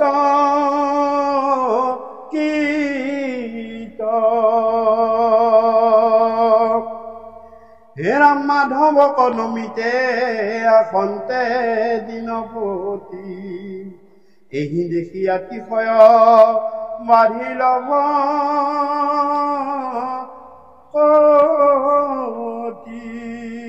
যে এটা দিনত সত্ৰাজিত সত্যভামাৰ মানে দেউতা আচলতে ৰুক্মিণী তাৰপিছতে হৈছে সত্যভামা প্ৰথম পত্নী ভগৱন্তৰ ৰুক্মিণী আৰু সেই ৰুক্মিণী মানে আমাৰ অসমৰে সেইকাৰণে কয় আমাৰ অষ্টলক্ষ্মীৰ ৰাজ্য বুলি কয় হয়নে লক্ষ্মীৰ ৰাজ্য বুলি কয় আমাৰ অসম দেশখন ভীষ্মক কন্যা ৰুক্মিণী কুন্দিল নগৰ যিটো শদিয়া বুলি মানে ইতিহাসত প্ৰচাৰিত হৈছে সেই কুন্দিল তাৰ কৃষ্ণ আমাৰ ৰুক্মিণীক নিবলৈ সেই দ্বাৰকাৰ পৰা বেদনিধি গুৰুৱে লিখিছে বেদনিধি বিপ্ৰৰ দ্বাৰা পুত্ৰ পাই আহিছিলে আৰু তাৰ পিছতে হৈছে সত্যভামা আৰু সত্যভামা হৈছে কৃষ্ণৰ আটাইতকৈ ধনী পত্নী বেছি ধনী পত্নীগৰাকী হৈছে সত্যভামা আটাইতকৈ ধুনীয়া পত্নীগৰাকী হৈছে ৰুক্মিণী গতিকে এই ধনী কিয় বাপেক ধনী বাপেক কেনেকুৱা যে সূৰ্যক তেওঁ প্ৰথমতে আৰাধনা কৰে সূৰ্যক আৰাধনা কৰি এটা সময়ত সূৰ্যৰ ভক্ত আছিল প্ৰথম আৰাধনা কৰিলে ভক্ত হয় কিন্তু এদিন কি হ'ল ইমানকৈ আৰাধনা কৰিব ধৰিলে তেওঁ এদিন গৈ সূৰ্যৰ লগত সখীয়ে পাতি ললে সখা হ'ল সখা ভক্ত সূৰ্য দেৱতাৰ সখা ভক্ত হ'ল কোন সত্ৰাজিত তুষ্ট হৈ কি দিলে শ্যামন্ত মণি দিলে কৃষ্ণৰ সখা ভক্ত কোন চাওক কৃষ্ণৰ সখা ভক্ত হৈছে অৰ্জুন কৃষ্ণৰ সখা ভক্ত অৰ্জুন হয়নে সত্ৰাজিতে সূৰ্যৰ সখা দেৱতাৰ সখা ভক্ত হৈ কি পালে শ্যামন্ত মণি পালে শ্যামন্ত মুনিৰ পৰা কি হ'ল? মাৰদাৰ আৰম্ভ হ'ল। প্ৰথমতে প্ৰসেনজিৎ মৰিল, তেওঁৰ লগত যোৱা ঘোঁৰাটো মৰিল, সিংহ মৰিল, হয়নে? গৈ গৈ গৈ মণি গৈ ভকতৰ হাতত পৰিল, জাম্বৱন্তৰ হাতত পৰিল। জাম্বৱন্তৰ হাতত পৰাৰ পৰা কি হ'ল? ৰিয়েকশ্যনটো বন্ধ হৈ গ'ল, মৰামৰি বন্ধ হৈ গ'ল। তাৰমানে মনত ৰাখিব, এইটো ডাঙৰ বস্তু কথা কৈছে গুৰুৱে, এনে ধেমালি কৰা কথা নহয়। অৰ্থাৎ দৈবিক শক্তি তুমি লাভ কৰিলা, ভগৱন্তক অৰ্পণ নকৰিলা, তাৰ পৰা কিন্তু ৰিয়েকশ্যন আৰম্ভ হ'ব, যেতিয়ালৈ সেই বস্তুটোৱে ভকতৰ হাতলৈ নাযায়। তাৰ ফল ভকতৰ হাতত যাব লাগিব। আৰু ভকতে সেইটো কি বুলি ভাবিলে? যিটো মণিৰ পৰা আধাৰকৈ কোন ওলায়, মাৰি মৰক একো নহয় বুলি কৈছে, প্ৰথমতে লিখিছে নাই মাৰি মৰক, ব্যাঘ ভয় সৰ্প ভয় একো নাই। মৰামৰিটো হ'লে সেইবিলাক ৰিয়েকশ্যন হ'ল নে নহ'ল? একশ্যনটো ৰিয়েকশ্যন হৈ গ'ল, দেখিছেনে? মৰামৰি চলিল। আৰু ভকতে ভাবিলে এইটো মূল্যহীন বস্তু, ভকতৰ কাৰণে সেই বস্তুবিলাকৰ কোনো কাম নাই। তেওঁ কি কৰিলে? ল'ৰা ছোৱালীক খেলনা বস্তু কৰি দিলে, উমলিব লাগি মণি শিশুক দিলা, এইটো মোৰ কাৰণে দেৱতাৰ প্ৰদত্ত বস্তু, ভকতৰ কাৰণে মূল্যহীন। তাকে বুজাইছে। হ'ব পাৰে, হয়নে? যে ভকতে ভাবে এইবিলাক মোক মায়াত বান্ধিবহে বেছিকে, এই বুলি কি কৰিলে? তেওঁৰ সেই সৰু ছোৱালী মানে ভাইজনীৰ হাতত দি দিলে। যি শ্যামন্ত মণিটো কৃষ্ণক খোজোতে সত্ৰাজিতে অহংকাৰ কৰি মণিটো নিদিলে, কৃষ্ণক নিদিলে, ভকতে তাক কি কৰিলে? ৰখীয়া কাম কৰা আপিটোক দিলে, যা তাৰ লগত খেলি থাকিবি যা। এই কেতিয়াবা ঘৰৰ কোণাত পৰি থাকে, সেই পুতুলা চুতুলা যেনেকে পৰি থাকে, পৰি থাকে, কোনো খবৰে নাই। দেখিছেনে? চাওক একশ্যন। তাৰমানে যেতিয়া মণিটো কি হ'ল, যে সখা ভক্ত হ'ল অৰ্জুন, সত্ৰাজিতে সূৰ্যই সত্ৰাজিতক শ্যামন্ত মণি দিলে, এনেকুৱা ধৰণৰ অধৰ্মীয় শতধনু মৰিছে। তাৰপিছত আৰু বহুত মৰামৰি, নিজে সত্ৰাজিতে মৰি গ'ল মণিটোৰ কাৰণে। সত্ৰাজিত নিজে মণিটোৰ কাৰণে মৰি গ'ল। শতধনুৱে ৰাতিৰ ভিতৰত মাৰ্ডাৰ কৰি দিলে। আৰু সখা ভক্ত, কৃষ্ণৰ সখা ভক্ত অৰ্জুনক কি দিলে? যে আজিও আছে, অমৃত বাণী দিলে, সেয়া গীতা। কৃষ্ণই কি দিয়ে? পৰম অমূল্য ধন গীতা দিয়ে, যি জন্মান্তৰ জীৱন্তৰ চলি। কৃষ্ণৰ ফল চাওক আৰু দেৱতাৰ ফল চাওক। এতিয়া বাকীখিনি আপোনালোকৰ কথা। কৃষ্ণক ভজে নে দেৱতাক ভজে? দেৱতাৰ পৰা ফলৰ পৰা কিন্তু ৰিয়েকশ্যন হ'ব পাৰে, কিন্তু কৃষ্ণই দিয়া ফলৰ কেতিয়াও ৰিয়েকশ্যন নাই। সি সদায় একশ্যন, আৰু সদায় সকলো জীৱৰ উন্নতি। এতিয়া গীতাৰ কথা আপোনালোকে জানে, কৃষ্ণৰ পৰা কি পালে, দেৱতাৰ পৰা কি পালে, বাকীখিনি আপোনালোকলৈ দিয়ে।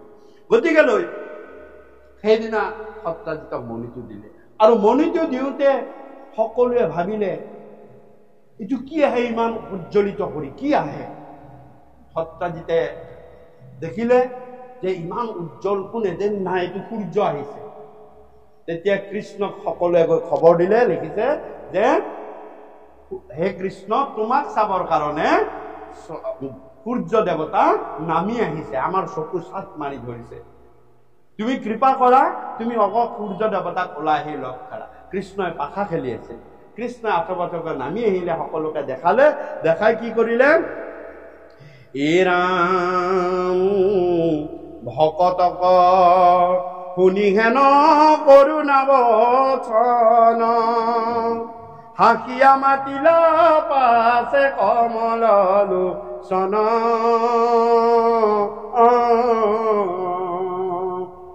নকৰা বিস্ময়কে শুনো সন্তয়াদিত, শ্যামন্তক মণি পিন্ধি আশে সত্ৰাজি।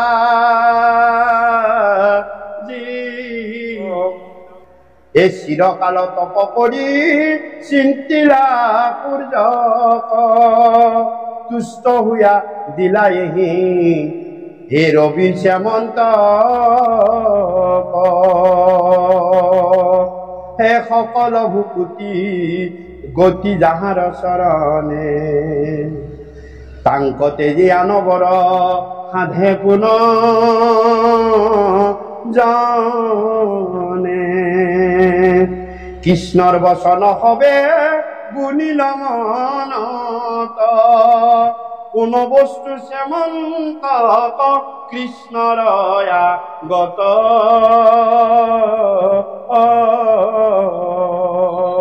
নাহি আৰ সিদ্ধি সত্ৰাজিত ভিন্ন বুদ্ধি এ কৃষ্ণ এৰি ফুৰে আন হে দেৱতায় আৰাধি এ হৰিনাম এহি বুলি চাহি সবে আছে নৰ নাৰী এ মণি পিন্ধি সত্ৰাজিত চলে সতী কৰি কৃষ্ণৰ সমিত দিয়া গৈলা দুৰাচাৰ তথাপি কৃষ্ণ কন কৰিলা নমস্কাৰ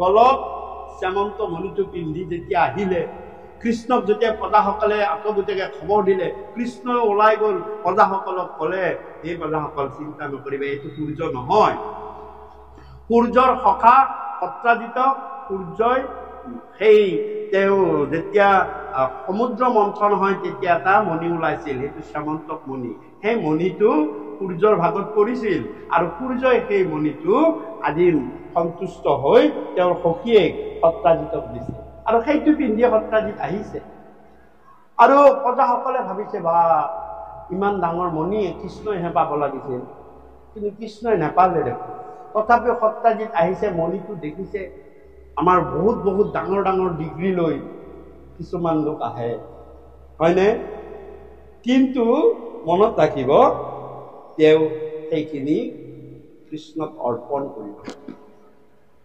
প্ৰভু তোমাৰ কৃপাতে এইখিনি মই লাভ কৰিছোঁ তুমি আমাক সুমতি সুজ্ঞান দিবা তোমাৰ কৃপাৰেহে মই চলিম মোৰ এইখিনি একো নাই প্ৰভু তোমাৰ কৃপাৰ ভাই কিন্তু সত্ৰাজিতে সেইদিনা ক'লে ময়েই শ্ৰেষ্ঠ মই সত্ৰাজিত মই মণিটো পাইছোঁ ইমান মূল্যৱান মণি গতিকে মোতকৈ শ্ৰেষ্ঠ নাই কৃষ্ণৰ লগতে প্ৰজাবিলাকৰ লগতে কৃষ্ণও থিয় হৈ আছে সোমাই যোৱা নাই কিন্তু কৃষ্ণৰ ওচৰৰে গুচি গ'ল কিন্তু কৃষ্ণক এবাৰ দেখিও প্ৰণাম নকৰিল অহংভাৱ আহিব মইতো কিহৰ সেৱা কৰিম কিন্তু কৃষ্ণ ভগৱানে গম পায় যে এই মণিটোৰ পৰা এতিয়া লাহে লাহে লাহে লাহে ৰিয়েকশ্যন হ'বলৈ আৰম্ভ কৰিব এই মণিটো যদি সেইকাৰণে কৈছে যে ভকতক অৰ্পণ কৰা কৃষ্ণক অৰ্পণ কৰা অৰ্পণ কৰিলে তোমাৰ একো নহয় তুমি চিন্তাই কৰিব নালাগে কৃষ্ণক আগ কৰি কৰা আৰু সেইকাৰণে হে ৰাম কৃষ্ণ ইতিমধ্যে গম পাইছে যে মণিটোৰ পৰা বদনাম হ'ব আৰু মণিটোৰ পৰা অপকাৰ হ'ব সেইকাৰণে কৃষ্ণই কি কৰিলে মণিটো খুজি চালে কি খুজি চালে হে ৰাম সেহি মণি পুজি যেবে আশা সত্ৰাজিত অসংখ্যাতয় অৰ্থ ভৈলা গৰ্ব বিপৰীত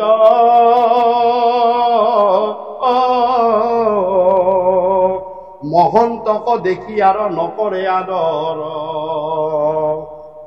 অৰ্থ অন্ধে নেদেখিলে নেদেখে আপোন পূৰ্বাপৰ কতোদিনয় অনন্তৰে ৰংগে সত্ৰাজিত অকৃষ্ণৰ পাশক চলি গৈলা কদাচিত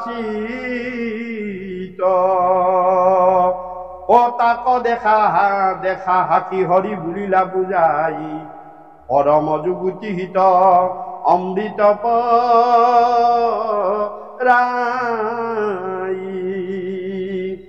হে শ্যামন্ত কমনি শুনো পাইলা সত্ৰাজিত কিন্তু মনি নুহি জানা বোলো চিত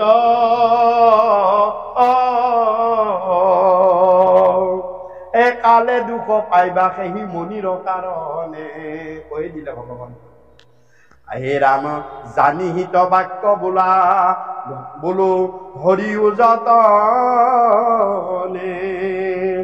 যত লাগে মানে তজু ভৈল মহাধন আৰ কিবা মনি তয়া ছয় প্ৰয়োজন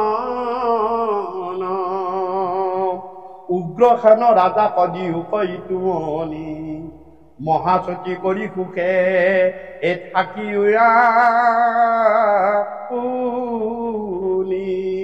তেতিয়া এদিন মণিটো লৈ কৃষ্ণৰ ওচৰলৈ সত্ৰাজিত যায় অহংকাৰী হ'ল দেখাও এবাৰ কৃষ্ণক মণিটো কৃষ্ণক এবাৰ মণিটো দেখাওঁ তেওঁতো সকলোৱে ভগৱান বুলিয়ে ভাবে এওঁতো মণিটো নাপালে মইহে পালো যাওঁ এবাৰ দেখাওঁ এই বুলি মণিটো লৈ কৃষ্ণৰ ওচৰলৈ যায় কৃষ্ণই দেখিছে সত্ৰাজিত আহিছে মণিটো আৰু তেতিয়া সেই মণিটো দেখি কৃষ্ণ ক'লে সত্ৰাজিত মণিটোৰ পৰা তুমি যথেষ্টখিনি ধন জন মান সন্মান পালা তোমাৰ মণিটো ঠিক হ'ল তোমাক যিমানখিনি লাগে পালা এতিয়া এই মণিটো তুমি জনহিতাৰ্থে ৰাজ্যৰ কল্যাণৰ অৰ্থে ৰাজ্যৰ ৰজাৰ ভঁৰালৰ অৰ্থে সকলো লোকে তাৰ অংশ পোৱাৰ অৰ্থে তুমি ৰজাৰ মণিটো ৰাজভঁৰালত দি দিয়া কৃষ্ণই কৈছে কি মানে তুমি বহুত তোমাৰ ডিগ্ৰীটোলৈ বহুত টকা পইচা অৰ্জন কৰিলা এতিয়া তুমি কি কৰা ৰাইজৰ সেৱাৰ অৰ্থে তোমাৰ কৰ্মখিনি অৰ্পণ কৰি তেতিয়া তোমাৰ কি হ'ব যে তোমাৰ সেৱা কাৰ্য আৰম্ভ হ'ব আৰু তেতিয়াই মনত ৰাখিবা তোমাৰ তাৰ পৰা বিপদ নহয় কিন্তু তাকে নকৰা যদি মনত ৰাখিবা হে সত্ৰাজিত কালে দুখ পাইবা সেই মণিৰ কাৰণে যদি তাকে নকৰা মোক নালাগে কৃষ্ণ কৈছে মোক নালাগে ৰাজভঁৰালত দিয়া ৰাজভঁৰাল টনকিয়াল হওক ৰজা প্ৰজাবৰ্গৰ তেতিয়া উন্নতি হ'ব তুমিতো মণিটোৰ পৰা কমালে যিমান পালা কমালে বিদ্যা বুদ্ধিৰ পৰা তুমি নিজস্ব জীৱনটোৰ কমালে বাকী এইখিনি জীৱনৰ মোৰ যিখিনি কামানি সেইখিনি মই ৰাজভঁৰাললৈ দিম জনহিতাৰ্থে মই কাম কৰিম এইখিনি কৰিলো মোৰ সংসাৰৰ হিতাৰ্থে মোৰ দেহাটোৰ হিতাৰ্থে ইয়াত পৰা মোক নালাগে মই কি কৰিম এবাৰ জনসেৱা ভকতৰ সেৱা গুৰুৰ সেৱা কৃষ্ণদেৱৰ সেৱা কৃষ্ণ নামৰ সেৱা কৃষ্ণৰ ভকতৰ সেৱাৰ অৰ্থে কৰিম আমিও যদি 60 বছৰৰ ৰিটায়াৰমেণ্টৰ পাছত গুৰুদেৱ নাম ভকতৰ সেৱাৰ অৰ্থে আমি কাৰ্যখিনি কৰিব পাৰো এই নাম ধন মিলাব পাৰো ভগৱন্ত কৈছে পৰমাই মই তোমাক এই মনত ৰাখিম কাৰণ তুমি তোমাৰ সংসাৰ ধৰ্মটো পালন কৰি নিষ্ঠাৰে তুমি সকলো কৰ্ম কৰি গলা পিছৰখিনি মই চলাম তোমাক যদি তুমি গুৰু দেৱ নাম ভকতৰ সেৱাৰ অৰ্থে তোমাৰ মূল্যৱান সময়খিনি দি দিয়া তোমাক মই 100 পাৰ কৰাই দিম সেইখিনি মোৰ সময় মই যিমান ইচ্ছা কৰো সিমানে জমেও তাত হাত দিব নোৱাৰে সাধ্য নাই গতিকে এই কৃষ্ণ তাকে কৈছে যে তুমি সামন্ত মণিটো দি দিয়া কিন্তু কি হ'ব নিদিলে দিনেক মণি খুজি লন্ত হৰি নিদিলা সত্ৰাজিতে গহ কৰি গহ মানে অহংকাৰ কৰি নিদিলে মুখে দিছে সূৰ্য তোমাক কৈ দিম তেতিয়াহ'লে আৰম্ভ হ'ল কি হ'ল হে ৰাম শুনি সত্ৰাজিতে কোপে নিদিলায়ো উত্তৰ অধমুখ হুয়া চলি গল না নিজ ঘৰ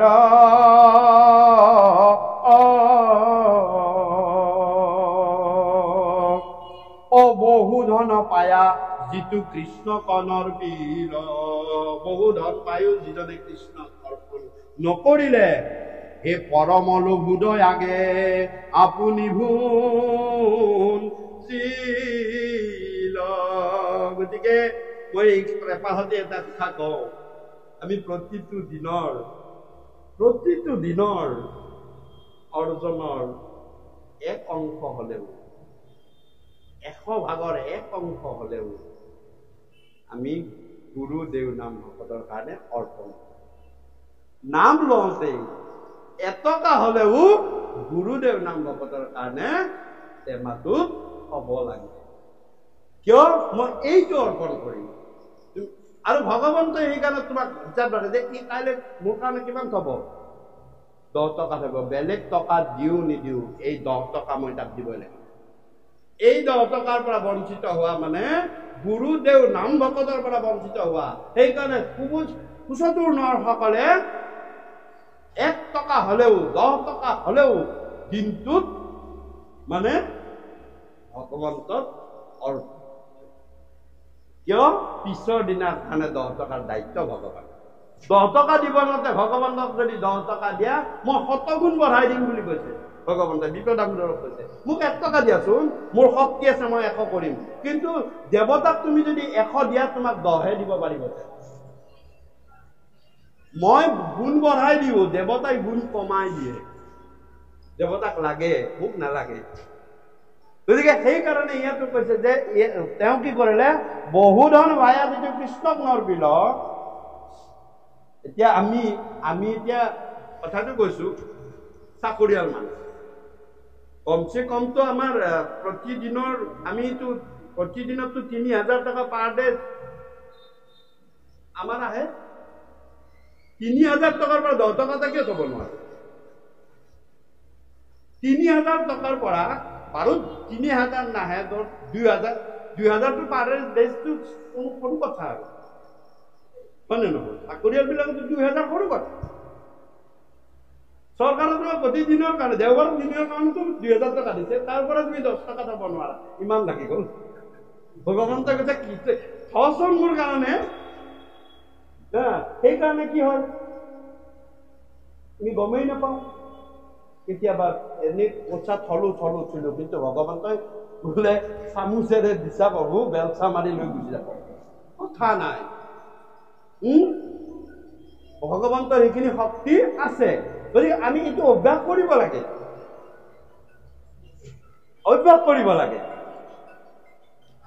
হে ৰাম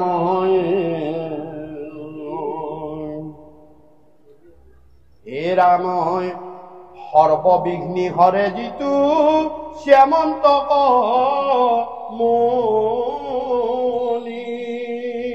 সৰ্ববিঘ্নি হৰে জিতু শ্যামন্তক মুনি। ভাগৱতে কি কলে, সকলো বিঘিনি দূৰ কৰিব পৰা মণিটো হৈছে শ্যামন্তক মণি।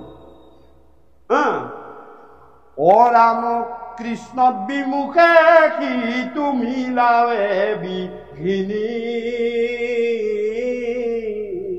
কৃষ্ণত বিমুখ হোৱাৰ ফলত সেই মণিটোৱে বিঘিনি ঘটাবলৈ আৰম্ভ কৰে। অ ৰাম কুমংগলে অমংগল হৱে কৃষ্ণ বিনে। অমংগলে কুমংগল কৃষ্ণৰ কীৰ্তনে।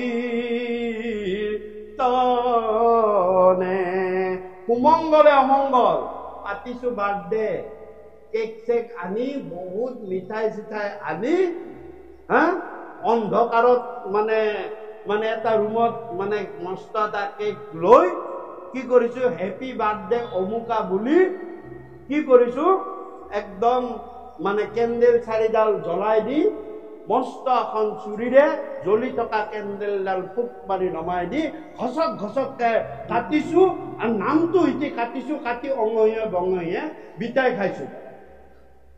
দেখিছানে? অঙহীয়ে বঙহীয়ে কি কৰিছো, বিটাই খাইছো। ক'ত? আন্ধাৰত। এইটো কৈছে কুমংগলে অমংগল কৃষ্ণ নাম বিনে।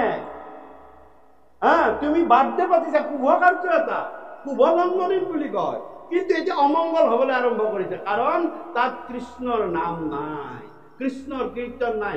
হেপী বাৰ্থডে অমুকা বুলিহে গাইছা।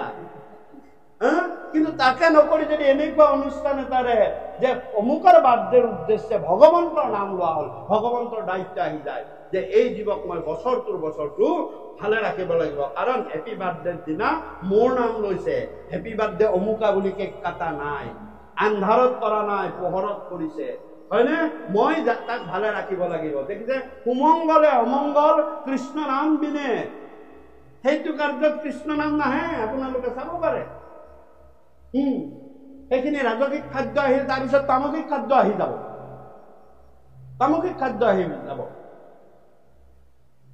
আৰু পিছৰ শাৰীত কি কলে, অমংগলে কুমংগল, অমংগলে কুমংগল কৃষ্ণৰ কীৰ্তন। কিবা যে অমংগল হ'বলগীয়াও আছিলে কৃষ্ণৰ কীৰ্তন কৰাৰ লগে লগে ল'ৰাটোৰ বছৰটো ছোৱালীজনীৰ বছৰটো সুমংগল কৰিলে ভগৱান। কাৰণ ভগৱানটো চিন্তা কৰিছে যে এওঁটো বাৰ্থডেটো মোৰ নামহে কৈছে, গতিকে জীৱটোক মই বছৰটো ভালে ৰাখিব লাগিব, মোকে বিচাৰিছে। দেখিছেনে অমংগলে বছৰটোত কিবা এটা অমংগল হ'বলগীয়া আছিল, কিন্তু কৃষ্ণৰ নামে কি কৰিলে সুমংগল কৰিলে। নাই মই এক বাধাৰ পৰা ৰক্ষা কৰিম, মই এইখিনি কাৰ্যৰ পৰা মই ৰক্ষা কৰিম, কাৰণ অহা বছৰ আৰু মোৰ নামেই ল'ব। তাকে কৈছে ভাগৱত, এইটো শ্যামন্তক মুনিৰ ক্ষেত্ৰত কৈছে অৰাম সৰ্ববিঘ্নি চুৰ কৰে কৃষ্ণৰ কীৰ্তনে, তাক নমানিয়া দুখ ভুঞ্জে মূঢ় জনে। এ শুনিও কহু সত্ৰাজিতৰ বিলাই, নামত প্ৰসেন তাৰ আছে কুল ভাই। গতিকে তাক নমানি গুৰুৱে কৈছে আমাক দশম স্কন্ধৰ কথা, গুৰুৰ বচন। তাক নমানি আমি দুখ গুঞ্জো, আমি কি কৰোঁ সময়ৰ লগত আমাৰ সামাজিক ষ্টেটাছটো মিলাবলৈ গৈ আমি ভগৱানকে পাহৰি গৈ, যি ভগৱানৰ কৃপাত আমি এই পৃথিৱীত মনুষ্য হৈ জন্ম পাইছো, আমি সেই ভগৱানকে পাহৰি গৈছো। কিয় যে দুখ পালে সকলোৱে ভগৱানকেই মাতে, হয়নে? এইটো মহাভাৰতৰ কথা। আৰু সুখ পালে যদি পাহৰিবলগীয়া আছে, প্ৰথমতে ভগৱানকে পাহৰে। সুখ পালে যদি পাহৰিবলগীয়া আছে ভগৱানকে পাহৰে। আৰু কুন্তীৰ আগত ভগৱন্তই কৈছে হে মাতৃ হে পেহী, সুখতো যদি মোকেই যদি মাতে, জীৱনত মই তেওঁৰ জীৱনত আৰু দুখ আহিবই নিদিম। দুখ পালে সকলোৱে মোকেই মাতেতো, তুমিও মাতিছিলা মোক। আৰু কুন্তীয়ে কৈ আছে কৃষ্ণক যে হে কৃষ্ণ, দুখ পালে সকলোৱে তোমাকে মাতে, ময়ো মাতিছিলো মোৰ ল'ৰাকেইটা যেতিয়া হাবি বনবাসত আছে। এতিয়া মই সুখ পালো, ৰজাৰ মাক হলো, ৰাজমাতা হলো, যুধিষ্ঠিৰ মোৰ ৰজা হল, আৰু তুমি মোক এৰি থৈ যাবলৈ ওলাইছা। সুখ পালে মই তোমাকেই পাহৰো বুলি ভাবি আছা। গতিকে মোক তুমি বৰ দিবলৈ যদি বিচাৰিছা, মোক এইটো বৰ দিয়া, সকলো পৃথিৱীৰ দুখ আনি মোৰ মাথাত দিব। কৃষ্ণ ক'লে এই সকলোৱে মোৰ পৰা টকা পইচা বিচাৰে, সুখ সম্পদ বিচাৰে, কি দুখবিলাক বিচাৰিছে? নহয়, এই দুখত সকলোৱে তোমাক বিচাৰে, সুখত পাহৰি যাবলগীয়া বস্তুটো আছা তুমি। তেতিয়া কৃষ্ণ কৈছে মনত ৰাখিবা, তুমি সুখ পায়ো মোকেই বিচাৰিছা নহয়, তোমাৰ জীৱনত আৰু দুখ নাহে। তাকে মাধৱ মহাপুৰুষে ক'ত লিখিছে? নামঘোষাত লিখিছে খুব সুন্দৰভাৱে। ঐশ্বৰ্য বিভূতি বলকমে জানে মোক যিটো নৰোত্তমে, ময়ো ভৈলো তাৰ কিও মোৰ ভৈলা বৈশ্য। ঐশ্বৰ্য বল বিভূতি ধন জন বিদ্যা বুদ্ধি সমস্তখিনি পায়ো যিজনে মোকেই জানিলে, ময়ো ভৈলো তাৰ কিও মোৰ ভৈলা বৈশ্য। কিমান ধুনীয়াকৈ মাধৱ মহাপুৰুষে সহজ সৰলভাৱে লিখি থৈ দিছে চাওকচোন। আৰু ইয়াতো কি কৰিলে যে সেই প্ৰসেনজিত সত্ৰাজিতৰ এটা কুলভাই মানে কুলখালী এটা আছিল, সেইটো মানে কুলভাই আছিল, কুলখালী আছিল, তেওঁৰ নাম আছিল প্ৰসেনজিত। আৰু প্ৰসেনজিতক কি কৰিলে? প্ৰসেনজিতে ক'লে যে মণিটো পিন্ধি মই আজি কলৈ যাওঁ, যে হাবিলৈ যাওঁ। তেতিয়া মণিটো পিন্ধি তেওঁ হাবিলৈ পহু চিকাৰ কৰিবলৈ গৈছিল।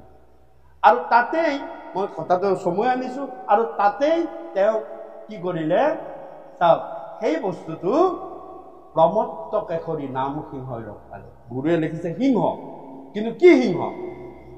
আপোনালোকে যি ভাগৱত তত্ত্ব বিচাৰ বুলি কিতাপ এখন, সেইবিলাকত এইবিলাক কথা যে কি সিংহ, তাতে সিংহ দিছে।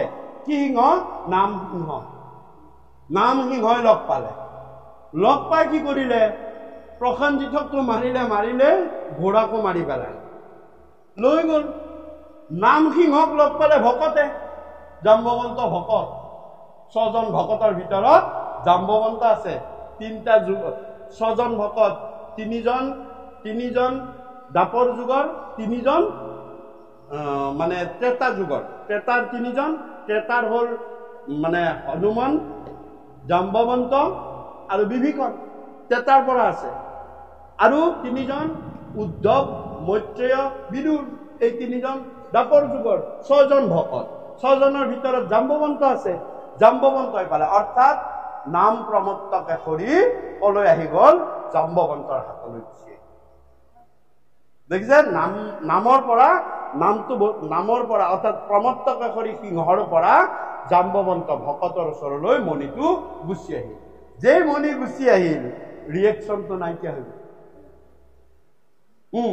ৰিয়েকশ্যনটো নাইকিয়া হৈ যে মণি গৈ ক'ত পালেগৈ যে গাঁতত পালে তাতে গুৰুৱে আৰম্ভ কৰিছে যে গাঁতত পোৱাৰ পাছত সীতাৰ 2 নম্বৰ সীতাৰ যিটো অভিশাপ এইটো ফলিবলৈ আৰম্ভ কৰিলে কৃষ্ণই বদনাম পালে প্ৰসেনজিতক মাৰা বুলি সীতাই অভিশাপ দিছে তুমিও বদনাম পাবা অহা জন্মত মই এই জন্মত বদনাম পালো মই পাতাললৈ যাবলগীয়া বাধ্য হৈ গলো অহা জন্মত তুমি পাবা পালে বদনামটো যেই বদনাম পালে ভগৱন্তে কৈছে বদনাম পালেও মোৰ আচল উদ্দেশ্যটো বেলেগ কি এই যে মণি চনি দিছো মাৰি মৰক কৰিছো আচলতে উদ্দেশ্যটো হৈছে ভকতৰ মনোবাঞ্ছা পূৰণ ভকতৰ মনৰ হেঁপাহটো পূৰণ কৰাই ভগৱন্তৰ ইচ্ছা তেতিয়া কি কৰিলে যে সেই মণিটোৰ কাৰণে ভগৱন্ত পুৰুষে গাঁতত প্ৰৱেশ কৰিলে হয়নে আমি এইটো পাইছো যে গৰ্তত প্ৰৱেশ কৰিলে কাৰণ লগৰীয়াবিলাক লৈ যেতিয়া বদনামটো হ'ল তেতিয়া প্ৰসেনৰ পথে চলি জান্ত বনমালী কীৰ্তনত লিখিছে আৰু ঘোঁৰায়ে মানে প্ৰসেনৰ পথে চলি জান্ত বনমালী পৱন দিয়া সেইটো খোজক নিহালি বুলি আছে মৰি পৰি আছে সিংহ দেখিলা মুৰাৰী জানিলো ভালুকে মনি নিলা আংক মাৰি হয়নে খোজ কৰি ভালুকৰ গৰ্ত পাইলা হৰি ঘোঁৰা অন্ধকাৰ আছে গৰ্ত কাবুল অন্ধকাৰ হৈ আছে গৰ্ত কাবুল আৰু লগৰীয়াখানা যত বাহিৰত থৈ একেশ্বৰে ঘৰতে কৃষ্ণ প্ৰৱেশিলা কীৰ্তনত লিখিছে গুৰু যে অকলে কৃষ্ণ গুচি গল গাঁতৰ ভিতৰলৈ চাওক আৰম্ভ হল তাৰ পৰা মই কথাখিনি শেষলৈ লৈ আহিছো যে আৰম্ভ হল ভগৱন্তৰ অকলশৰীয়া সেইটো যাত্ৰা বাকীখিনি তত্ত্ব কথা কি আহিব এতিয়া যে যেতিয়া আহিলে তেতিয়া দেখিলে যে এজন মানুহ আহিছে কোনে দেখিছে যে এই শিশুটোৱে দেখিছে যে এজন মানুহ আহিছে একেশ্বৰে ঘৰতে কৃষ্ণ প্ৰৱেশিলা গৈ তথাতো মণিকে কৃষ্ণ দেখিলন্ত আছে হাতে লৈ ধাই শিশু উমৰন্ত আছে তাতে গৈ দেখিলে ইমান মূল্যৱান মণিটো ধাই মানে হৈছে এজনী কাম কৰা ছোৱালী আৰু সৰু ল'ৰাটো খেলিব লৈছে মানে গম পাইছে যে ভকতৰ কাৰণে এইটো বস্তুৰ কোনো মূল্য নাই কাৰ কাৰণে ৰাজসিক তামসিক গুণৰ দ্বাৰা অহংকাৰৰ দ্বাৰা যাৰ দৰকাৰ সিহে চলি থাকে ভকতে এইবিলাকক বস্তুক অবস্তুক দেখায় বস্তুক আৱৰি সেই মোহন মায়া জানা নিষ্ট কৰি মই সেইকাৰণে সেইবিলাকক মায়াৰে মোহিত কৰি ৰাখো অবস্তুক বস্তু যেন দেখাও কিন্তু ভকতক মই সেই মায়াৰে একো কৰিব নোৱাৰো সেইকাৰণে কি কৰিলে যে দেখিলে কাঢ়ি লৈ লাগি হৰি সমীপ চাবিলা দেখি ভয়ে ধাই ধাই গৈ দিলা যে বস্তুটো মই মানুহ সাধাৰণ মানুহৰ নিচিনা কাঢ়ি লওঁ মই কাহিনীটো আগতে কৈ দিছো কি কথাৰ কাৰণে ভগৱন্ত কৈছে তাৰ পৰা যেতিয়া কাঢ়ি লওঁ বুলি কয় আটা পাৰি দিলে পথেৰ মনুষ্য গোটে মনি নেই হৰি আবেৰ ইক্ষ ৰাজ লাগে লোৱা জান্ত কৰি ক'ৰ পৰা এটা মনুষ্য আহি মণিটো লৈ যায় দেখোন তেতিয়া জাম্বৱন্ত একদম কোন কাৰ খাদ্য আছে মোৰ নিচিনা মই 2 যুগৰ জীয়াই থকা জীৱ মোৰ চকু একদম কাঁচা নোম চোম পাৰি খঙত উঠি আহিছে আৰু গুৰুৱে আৰম্ভ কৰিছে মনুষ্য তত্ত্ব কি পৰাণ মিচিনি স্বামী কপাছে অধৰিলন্ত যুদ্ধ আছে সামান্য মনুষ্য বুলি মহাক্ৰোধে গৈলা জ্বলি। জাম্বৱন্তে কথাবিলাক পাহৰি গৈছে। ভগৱন্তৰ কিন্তু তেওঁতো চব কথা মনত আছে। মই এতিয়া জাম্বৱন্তক লগ পাম, মই কথা দি আহিছিলো ৰাম জন্মতে তেওঁৰ লগত মই বলৰ প্ৰমাণ কৰিম এতিয়া। আৰু জাম্বৱন্তই ভাবে নিচে নিচামিকা হৈছে, তেওঁ পাহৰি গৈছে। পাহৰি কৰি গৈছে মনুষ্য এটা আহিছে, নিচে নিচামি সামান্য মনুষ্য বুলি মহাপুৰুষে কৈলে যে মইতো ভকত, মই ভকত কাৰণে মোৰ মই কৈছে ভকত আৰু ভগৱন্ত সমান। ভগৱন্ত কিমান তত্ত্ব? 28 তত্ত্ব। আমি বিলাক সাধাৰণ মনুষ্য কিমান তত্ত্ব? চোৰ হওক, ডকাইত হওক, সাধু হওক, শান্ত হওক, সকলো মনুষ্যই। সেইকাৰণে ভগৱন্ত সকলোতে সমান। আমাক কিমান দিছে? 24 তত্ত্ব। আমি 24 তত্ত্বৰে সাধাৰণ মনুষ্য। আমি বিলাক সাধাৰণ মনুষ্য 24। সকলোৰে আছে কি? পঞ্চভূত, পঞ্চতমাত্ৰ, পঞ্চ জ্ঞানেন্দ্ৰিয়, পঞ্চ কৰ্মেন্দ্ৰিয়, প্ৰকৃতি, মহত্ব, বুদ্ধি আৰু অহংকাৰ। এই 24। 5 4 গুণ 20, 20 4 24। মনুষ্য মাত্ৰকে সেইটো হবই লাগিব। আৰু 24ৰ পৰা 26 তত্ত্ব হৈছে গুৰুসকল। মোৰ কৃপালু গুৰুসকল, আতা পুৰুষসকল, মহামহাপুৰুষসকল আমাৰ সাধাৰণ মনুষ্য হিচাপে জন্ম পাইছে, কিন্তু তেওঁলোক আমাৰ নিচিনা 24ত থকা নাই। তেওঁলোকৰ লগত আৰু 2 তত্ত্ব বেছি আছে। সেইকাৰণে আমি তেওঁলোকক প্ৰণাম কৰো, হয়নে? তেওঁলোক 26 তত্ত্ব আৰু পৰম গুৰু পৰম ঈশ্বৰ 28 তত্ত্ব। এটা সৰু উদাহৰণ ৰাখো। স্কুলত থকা ছাত্ৰ ছাত্ৰীবিলাক আৰু শিক্ষকজন সকলোৱে মনুষ্য 24 তত্ত্ব। কিন্তু চাওকচোন শিক্ষকজন আৰু ছাত্ৰ ছাত্ৰীজন দেখিছেনে ডিফাৰেন্স আছে নে নাই? কিহৰ ডিফাৰেন্স? 2 তত্ত্বৰ ডিফাৰেন্স আছে। যদিও 24, গুৰু তত্ত্বটো 26 হবই লাগিব, নহলে তেওঁ গুৰু হব নোৱাৰে, হয়নে? আৰু পৰম গুৰু 28 তত্ত্ব। জাম্বৱন্তই ভাবিছে মোৰতো আৰু কোনো বলৰ কোনো সীমা নাই, মোৰ বল আৰু এইটো মনুষ্য 24 তত্ত্ব, মোৰ 28 তত্ত্ব আছে। মই 28 দিন সহজে কোনেও মোক পৰাজয় কৰিব নোৱাৰে। আৰু তেওঁলোকে কি কৰিলে? কি হল? জাম্বৱন্তৰ খং উঠি গল। কৃষ্ণ সাধাৰণ মনুষ্য হিচাপে যুদ্ধ আৰম্ভ কৰিলে। জাম্বৱন্তই ভাবিছে ইটো সাধাৰণ মনুষ্য, গতিকে 24 দিনত হাৰিবই, কোনো কথা নাই, কাৰণ ই মুক্ত থাকিব নোৱাৰে, ই গুৰু নহয়। গতিকে সাধাৰণ মনুষ্য কৃষ্ণই এক দিনত এক তত্ত্বকে দেখাই দেখাই দেখাই দেখাই 24 দিনৰ দিনা জাম্বৱন্তই ভাবিছে ইদিনতো হাৰিব লাগিছিল, 24 দিনততো হাৰিব লাগিছিল, কিন্তু নাহাৰিলে দেখোন। এই এওঁ গুৰু তত্ত্ব আছে, 26লৈ যাব। 2 দিন বাঢ়ি গল। যেতিয়া 2 দিন বাঢ়ি গল, 26 দিনৰ দিনাও কৃষ্ণটো নাহাৰিল। কেনেকুৱা? 26 দিনৰ দিনা যেতিয়া নাহাৰিল, 28 দিন হৈ গল। কেহু বলে নুহিকিন অযুজন তয়া 28 দিন। ভকতো নাহাৰে, ভগৱন্তও নাহাৰে। যা খেলখন ড্ৰ হব লাগি গৈছে। ড্ৰ তাৰমানে ভকতো নাহাৰে, ভগৱন্তও নাহাৰে, কাৰণ দুইটা সমান। 28 দিন জুৰিলে। তেতিয়া জানিছে খেলখনটো ড্ৰ হল। ভগৱন্তই কৈছে ড্ৰটো কৰি দিওঁ আৰু। এই বুলি কি কৰিলে? ভগৱন্তই জাম্বৱন্তক মাটিত পেলাই দিলে। কাৰণ জাম্বৱন্তই বেলেগ একো চিনি নাপায়, যিটো বস্তু চিনি পায় এইটো প্ৰভু শ্ৰীৰামচন্দ্ৰই জানে, প্ৰভু কৃষ্ণই জানে তেওঁ কোনটোত মোক চিনি পাব। বাকী বিলাকত চিনি পোৱাই নাই, সাধাৰণ মনুষ্য বোলে। এই বুলি কি কৰিলে? জাম্বৱন্তক পেলাই ললে। পেলাই লৈ মনত ৰাখিব, বহুতেও কয় ভগৱন্তৰ শ্ৰীচৰণ দাঙি দিলে। ভগৱন্তই যেতিয়া শ্ৰীচৰণ দাঙি দিলে, বহুতে ভগৱন্তই জাম্বৱন্তক গোৰ মাৰিবলৈ চৰণ দাঙা নাই, এইটো ভুল নকৰিব। কাৰণ আমাৰ ভগৱন্ত কৃষ্ণ ভকতৰ গোৰ খোৱা ভগৱান। বুকত গোৰ মাৰি দিছিলে ভৃগুমুনিয়ে, লক্ষ্মীৰ লগত শুই আছিলে। বাকী 2টা দেৱতাই শিৱ আৰু ব্ৰহ্মাই ভৃগুমুনিক গালি পাৰি খেদি দিলে, কিন্তু ভগৱন্তই শুই আছে লক্ষ্মীৰ লগত। লক্ষ্মীয়ে মানে তেওঁ টিপি দি আছে, গোৰ মাৰি দিছে ভগৱন্তক আহি, একো কথা নাই বতা নাই। তেতিয়া ভৃগুমুনিক কি কৈছে জানে? এই মুনিবৰ, মোৰ হিয়াখন বৰ কঠিন, আপুনি গোৰ মাৰি আপোনাৰ ভৰিত দুখ পালে নেকি? আহক মই আপোনাক মৰ্দন কৰিলে।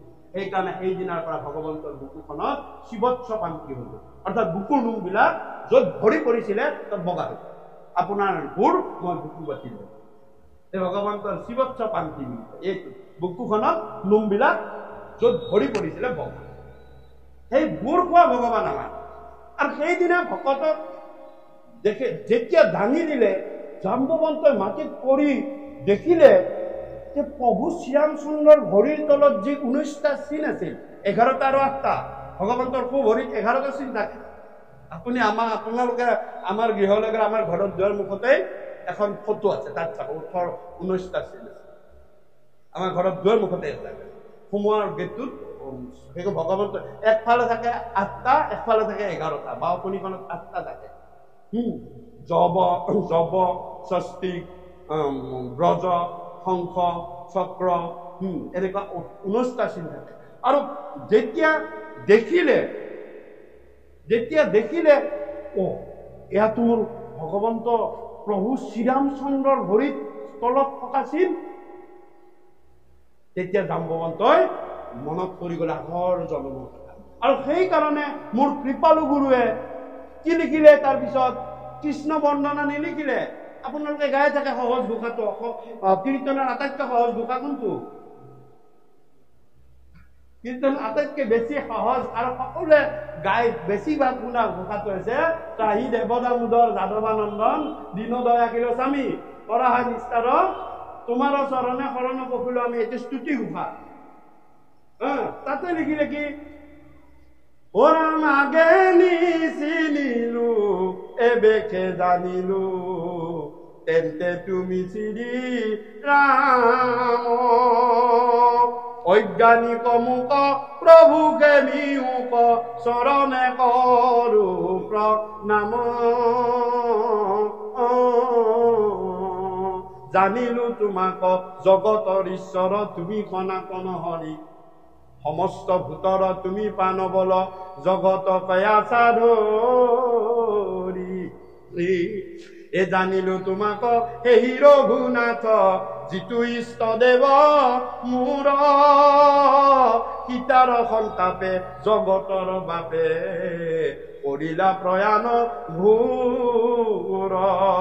জানকীৰ হেতু বান্ধিলা হেতু দহিলা লংকা নগৰী, ৰাৱণৰ মাথ কাটিলা হানাথ আনিলা সীতা উদ্ধাৰী। আগে নিচিনিলো এবেকে জানিলো তেন্তে তুমি শ্ৰী ৰাম।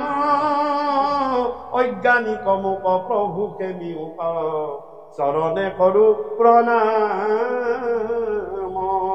দেখিছানে, ৰামস্তুতি আৰম্ভ কৰিলে, কৃষ্ণৰ লগত যুদ্ধ কৰিলে, কৃষ্ণৰ লগত পৰাজিত হল, কিন্তু স্তুতিটো আৰম্ভ কৰিলে ৰামৰ। কিয়? এই ৰাম জন্ম দিয়া কথাখিনি মনত পৰি গল। এওঁই মোৰ প্ৰভু শ্ৰীৰাম, এওঁই কৃষ্ণ। গতিকে তেওঁ মনত পৰিল, মোৰ বলৰ প্ৰবাদ মই পাই গলো, হয়নে? এই কথাৰে শ্ৰীমন্ত আহিল। তাৰপিছত আহিলি দীঘল, আমি ইমানতে সামৰিম। আৰু তাৰপিছত মই চমুকে শেষৰ খিনি কথাটো কৈ থৈ যাওঁ যে ইয়াতে কাহিনীটোৰ পৰা মোৰ কৃপালু গুৰুৱে শেষত লিখিছে যে কথা হ'ল, তোমালোকে যিমানখিনি পোৱা সকলো মোক অৰ্পণ কৰিব দিয়া, তেতিয়া কোনো দুখে গুণে তোমাক একো কৰিব নোৱাৰে। কৰ্ম দুখে তোমাক কেতিয়াও নাপায়। কৰ্ম কৰিবই লাগিব, কৰ্ম কৰি তাৰ পৰা ফল ভোগ কৰিবই লাগিব। কিন্তু মনত ৰাখিবা, মোক অৰ্পণ কৰি সমস্তখিনি কৰিবা, আৰু সকলোখিনি মই তেতিয়া মই গাত পুতি ল'ম। কৃষ্ণই মণিটো খুজি সেইটোৱে কৰিছিল যে তাৰ পৰা বদনামটো মই লওঁ দিয়া, মোক দিয়াচোন মণিটো, চব কণ্ট্ৰল হৈ যাব। কিন্তু নিদিলে। শেষত গৈ সেই মণিটো কাৰণে কি কৰিলে, জাম্বৱন্তীক পালে ভগৱন্ত পুৰুষে। জাম্বৱন্তই ক'লে যে মোৰ ছোৱালীজনী তুমি বিয়া পাতি লোৱা, জাম্বৱন্তীক দি দিলো, হয়নে? জাম্বৱন্তীক যেতিয়া দিলে, ইফালে সত্ৰাজিতেও কি কৰিলে, সত্ৰাজিতে কি কৰিলে, যেতিয়া মণিটো আনি সমাজৰ মাজত সত্ৰাজিতৰ হাতত দি দিলে, সত্ৰাজিতৰ হাতত দি দিলে, তেতিয়া কি হ'ল যে তেতিয়া সত্যজিতে বহুত লাজ পাই কি কৰিলে যে মোৰ ছোৱালীজনী এইটো অক্ৰূৰে বিচাৰি আছিলে ইমান ধুনীয়া ছোৱালী সত্যভামা অক্ৰূৰে ভাবিছিল মই সত্যভামাক বিয়া পাতিম প্ৰপোজেলো দিছিল কিন্তু কৃষ্ণৰ এই কাহিনীটো হোৱাৰ পৰা সত্যভামাক দি দিলে তাত দিলে কৃষ্ণক দি দিলে কৃষ্ণ দুজনী ছোৱালীও পালে দেখিছেনে মণিটোতো পালে দুজনীৰ পত্নীও পালে মস্ত মহিষীৰ দুজনী তেতিয়া কৃষ্ণ কলে নাই মণিটোৰ পৰা ৰিয়েকশ্যন আৰু আছে গতিকে মই মণিটো নাৰাখো এইটো মণি মোকো প্ৰয়োজন নাই চাওকচোন কিমান আলোচনী হ'ল আৰু মণিটো কি কৰিলে মণিটো